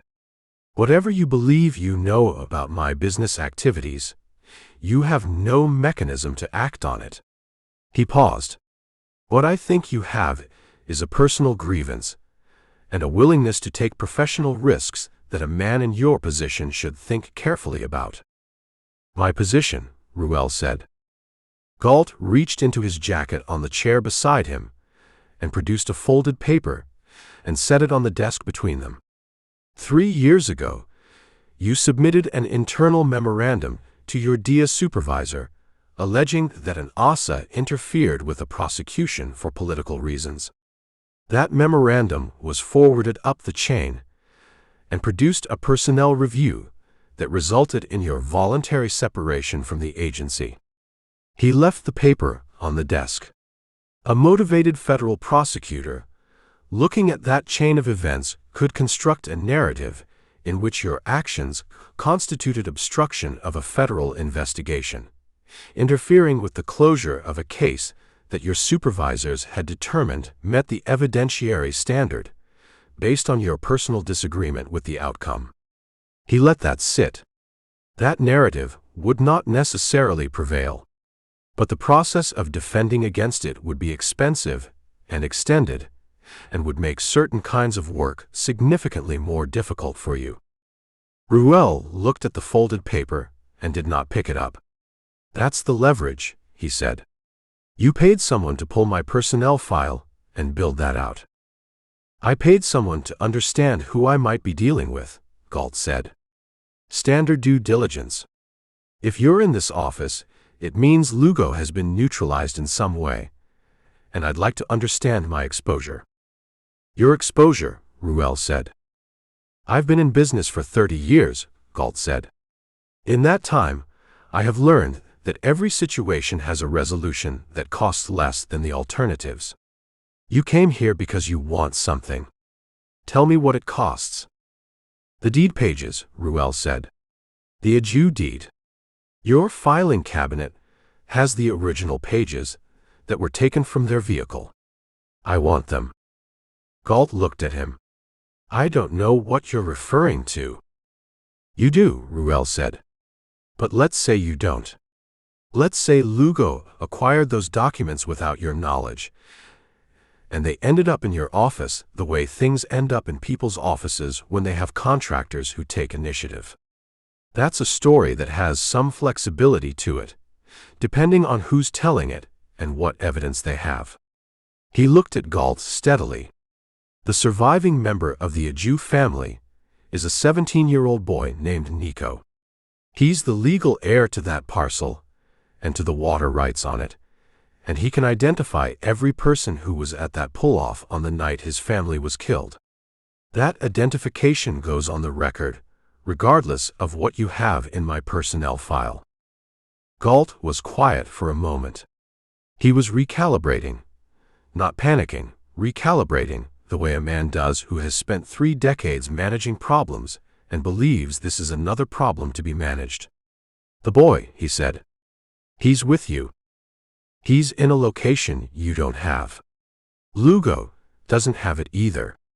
Decker certainly doesn't." Ruell kept his voice at the same level it had been since he sat down. "Walk me through what you authorized. The contract to Lugo, the deed acquisition, what you told him you needed and when you told him. All of it." "I'm not going to do that. The water rights filing that Pratt submitted this morning establishes an independent competing claim on the Presidio Aquifer recharge zone. It went through. It's on the record. You can't unfile it." Ruell put both palms flat on the desk. "Without the Aju deed as the underlying property claim, the water rights contest gets complicated. With the deed in Nico Aju's name, it doesn't. That's why the deed matters. That's why you had it taken." He looked at the documents spread across Galt's desk. "You were going to file your competing land claim tomorrow morning. You can't. The Sandoval survey documents preempt it. You've lost the filing window. All that's left is the cleanup." Galt looked at his desk. He looked at the papers he'd been working through when Ruell came in. The papers documented a plan that had run for 18 months through layers of process and contractor relationships and a county sheriff on a payroll. And the papers now documented a plan that had stopped working. He understood this. Ruell could see him understand it, The specific moment when a man who has been managing a situation accepts that the situation has changed and begins managing the new one. I authorized a contract for property acquisition services, Galt said. I told Lugo that the Aju parcel represented an obstacle to a legitimate business operation, and that I needed the obstacle resolved. I did not specify methods. What Lugo and his contractors did in the field was their decision. Resolved, Ruell said. Resolved, Galt said. The family had been contacted previously. They were offered fair value for the parcel and declined. They were informed that the water rights contest would take years and cost them money they didn't have. They declined again. What happened after that was Lugo's operational decision. You paid $48,000 to a shell account Lugo controls, Ruell said. He did not actually know the figure. He was presenting Lugo's phone as more legible than it was, but the specific number produced a specific response in Galt's face, a slight tightening around the eyes that confirmed the figure was in the right range. 48,000 for 3 people and a land claim. That's what it cost you. Galt looked at him, and then looked at the door behind Ruell, calculating the geometry of the room. He reached for the desk drawer with his right hand. The drawer stays closed, Ruell said. His voice had changed register, not louder, not harder, but with the particular quality it acquired when he was done negotiating and had moved to the part that followed negotiation, and Galt heard the change, and his hand stopped with the drawer half an inch open. Whatever's in there, Ruell said, the answer is the same. Close it. Galt closed the drawer. He put both hands on the desk. He looked at Ruell, the way men look at situations that have moved outside the zone they know how to operate in. And his face did the work of a man who is intelligent enough to understand when he has lost, and experienced enough to know that understanding it quickly is better than understanding it slowly. From the outer office came a sound. Not movement. A small electronic click, the sound of a phone screen activating, and then silence. Galt heard it. His eyes went to the door. That's a Presidio County DA's investigator, Ruell said. She's been in the outer office since before you told me what you authorized. She has a phone, and she knows how to use it. He stood up. The filing cabinet in this office has the Aju deed pages. She's going to take those and the documentation of your prior appropriation filings and your LLC structure to the State Attorney General's office in the morning. Not to Braddock. Not to the county prosecutor. Up the chain past both of them. He moved to the door. You should call your lawyers tonight. It's going to be a busy week. Galt sat behind his desk with his hands flat on the surface and said nothing. He had the look of a man in the moment before he starts making calls, contained, focused, already beginning to build the next version of the story. He was good at that. It was, Ruell thought, probably the only thing that was going to make any of what followed interesting. He went out. Solis stood in the outer office with her phone in her hand. She had the filing cabinet open. She'd found it on her own, which Ruell took as confirmation that she'd been in this office before and had been waiting a long time for a reason to do something about what was in it. She was pulling folders and photographing pages and replacing the folders with the calm efficiency of someone operating inside a window she knew was limited. The recording, Ruell said. Clear, she said without looking up. He named the contract. He named Lugo. He gave you the authorization language, resolved obstacle. A motivated prosecutor can do a lot with obstacle. She pulled another folder. The figure you gave him, was that real? Directionally real, Ruell said. The exact number is on Lugo's phone. I'll need the phone. He took it out and set it on the cabinet's top. It's encrypted. I know someone at Epic who might be able to pull it. I'll get you the contact. She picked up the phone and dropped it into the evidence bag she'd brought. She pulled 2 more folders from the cabinet, photographed them, and then stopped and looked at Ruell directly for the first time since they'd been in the same room. She had the same focused inventory-taking quality she'd shown at the truck window on the highway, the look of someone who takes stock of situations and people as a professional practice and does not waste it on social performance. "The boy," she said. "He's safe. He can give you identifications on all 3 men at the scene. Decker, Lugo, and a local named Wiley who works Cotter's fence line. Cotter provided the logistics. He knows the roads, the pull-offs, the camera coverage. He's not going to be easy to place at the contract level, but he's not clean." "I'll handle Cotter," she said. "How do I reach the boy?" Ruell gave her Noir's name and address. "Give it a day," he said. "Let him get some sleep first." Solis wrote it down and closed the filing cabinet and looked at the inner office door. Galt was on the phone behind it. They could both hear the low murmur of it, the first call of what would be a long night. "He's going to have 3 lawyers on the phone by midnight," she said. "I know it," Ruell said. "Does that change what you have?" She looked at the evidence bag and the phone. "No," she said. "It just makes it slower." She went to the outer door and stopped. "Your arm." "I'm going to deal with it," he said. "There's a clinic in Marathon that opens at 7, she said. "Tell them Carmen Solis sent you. They'll see you before the waiting room fills up." "I'll do that," Ruell said. She looked at him a moment longer. "You know this doesn't end tonight," she said. "Galt has resources and he'll use them. The AG's office moves slowly. It's going to take months." "I know what it takes," Ruell said. "I spent 11 years watching it take a long time." "But the land," she said. "The parcel. With the deed and the water rights filing both on record, the boy's claim holds. Nobody can touch it while the criminal process runs." "That's all I needed to do," Ruell said. Solis nodded once and went out. Wiley answered his door at 11:30 in work jeans and a t-shirt with a can of beer in his hand, and the look of a man who had been sitting with something terrible for 3 days and had not figured out what to do with it. The red hair was exactly as described. He was 22, maybe 23, with a boy's unfinished face that had aged 5 years in the recent past, and the eyes of someone who has looked at a thing that cannot be unlocked.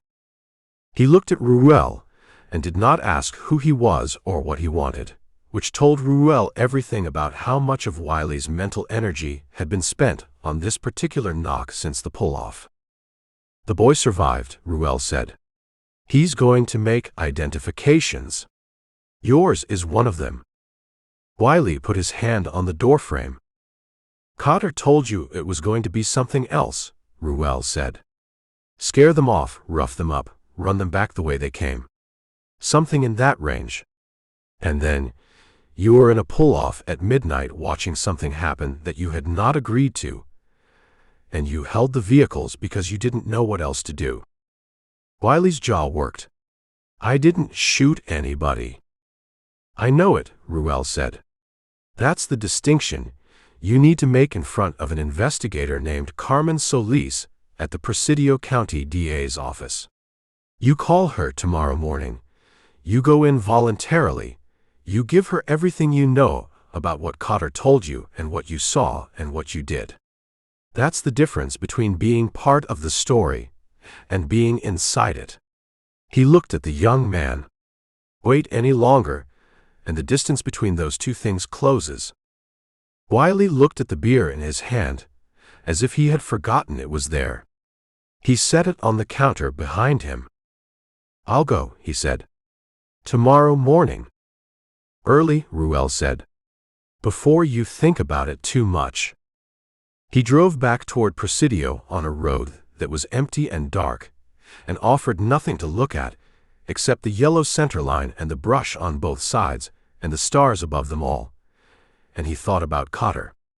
The rancher from the borderline with his genuine grievance about the aquifer filing, his 4-minute phone call, his willingness to provide what he had provided. Cotter's man at the pull-off. Cotter was not Ruell's problem. He was Solis's problem, and Solis had said she'd handle it, and Ruell had been in enough rooms with Carmen Solis now to believe her. He drove through the night to Norris. The sun was 2 fingers above the eastern horizon when he turned in off the county road and crossed the cattle guard and drove the packed dirt lane to the house. The quarter horse in the near paddock lifted its head and watched him park. The tack room light was on. Ruell sat in the truck for a moment, his right hand on the wheel, his left arm in his lap. The rib did what it was going to do, and he let it. He was very tired, in the specific way of someone who has been awake for more than 24 hours and has spent those hours in motion. And the tiredness had reached the stage where it became its own kind of clarity, a stripping away of the things that weren't essential until only what mattered was visible.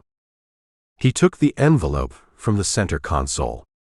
The Sandoval fee, $500, which he had counted and put in the envelope at a gas station in Marathon after the clinic had cleaned and sutured the forearm and taped the rib and given him 400 milligrams of ibuprofen, and the information that the rib would take 6 weeks and there was nothing to be done about it. He had sat in the truck in that parking lot with the $500 in his hands and had counted it and put it in the envelope and sealed it and written Nico on the front in block letters. He got out of the truck and went to the tack room and knocked. Nico opened the door. He was dressed, which meant he had been up for a while, and he looked at Ruell's face and at the professional-grade bandaging on the forearm and at whatever else was visible, and he nodded once, a nod that understood more than it commented on. "It's done," Ruell said. "The land," Nico said. "The deed is in the hands of the right people.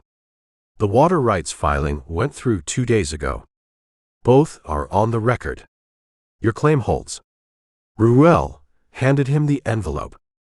"That's from a job I finished on the way into this. You'll need operating money while the legal process runs." Nico held the envelope. He did not open it. He looked at Ruell. "What happened to the men?" he said. "They're accounted for.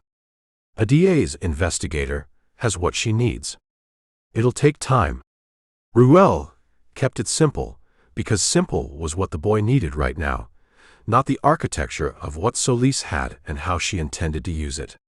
The man who ran the operation is in Presidio right now, talking to lawyers. That's how it starts for people like him. "Is that enough?" Nico said. Ruell looked at the boy. He had his father's jaw and his mother's eyes, and he was using both of them right now, straight and unvarnished, asking the question in the only way worth asking it. Ruell thought about what the honest answer was, and the honest answer was that it depended on what you meant by enough, and that what Ruell had been able to do and what the law would do from here were 2 different things, and that the gap between them was where most of justice lived. "It's what there is," Ruell said. "The land is yours. That's real, and it doesn't move." Nico looked at the envelope in his hand. Then he looked past Ruell at the paddock and the horizon beyond it. "The goats," he said. "Nora says she's been seeing them in the lower pasture for 2 days," Ruell said. 8 or 9 of them. She's been leaving water at the fence line." Nico stepped past him out of the tack room and walked to the paddock fence and looked east. The morning light was coming in flat and clean off the desert, and the scrubland beyond Nora's fence line was lit in a way that made everything in it visible. Ruell went to the house. Nora was at the kitchen table with coffee, and she poured a second cup without being asked and set it in front of the chair across from her. Ruell sat and picked up the cup and held it with both hands and felt the heat of it move up through his palms.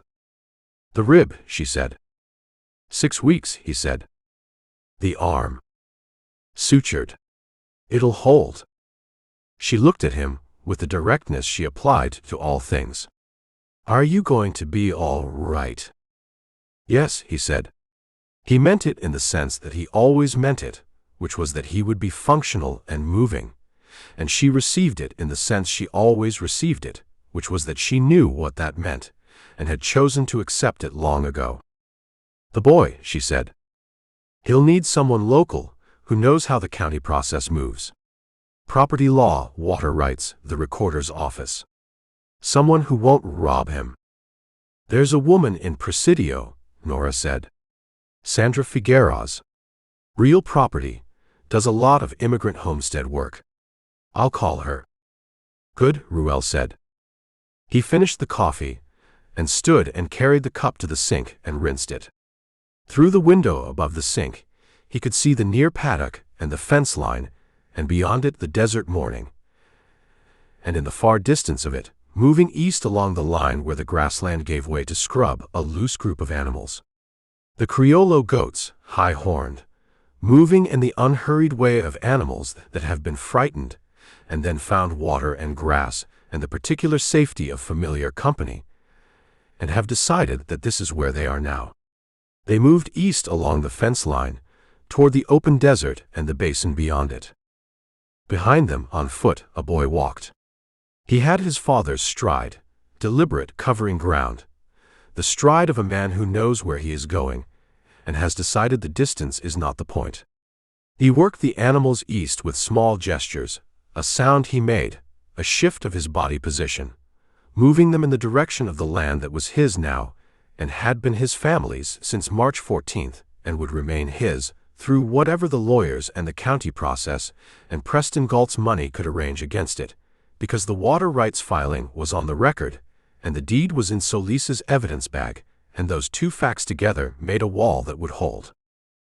Ruell watched until the goats had moved past the fence line and into the open desert, Nico behind them, all of them going east into the morning. He picked up his keys off the counter. Mace, Nora said. He stopped. Come back through when you're somewhere near here again, she said. I will, he said. He went out to the truck and got in and drove west on the county road. The desert opened on both sides of him, and the sun came up behind him and pushed his shadow out long ahead of the truck on the road, and the road ran straight toward whatever came next, and Ruell drove into it. The end.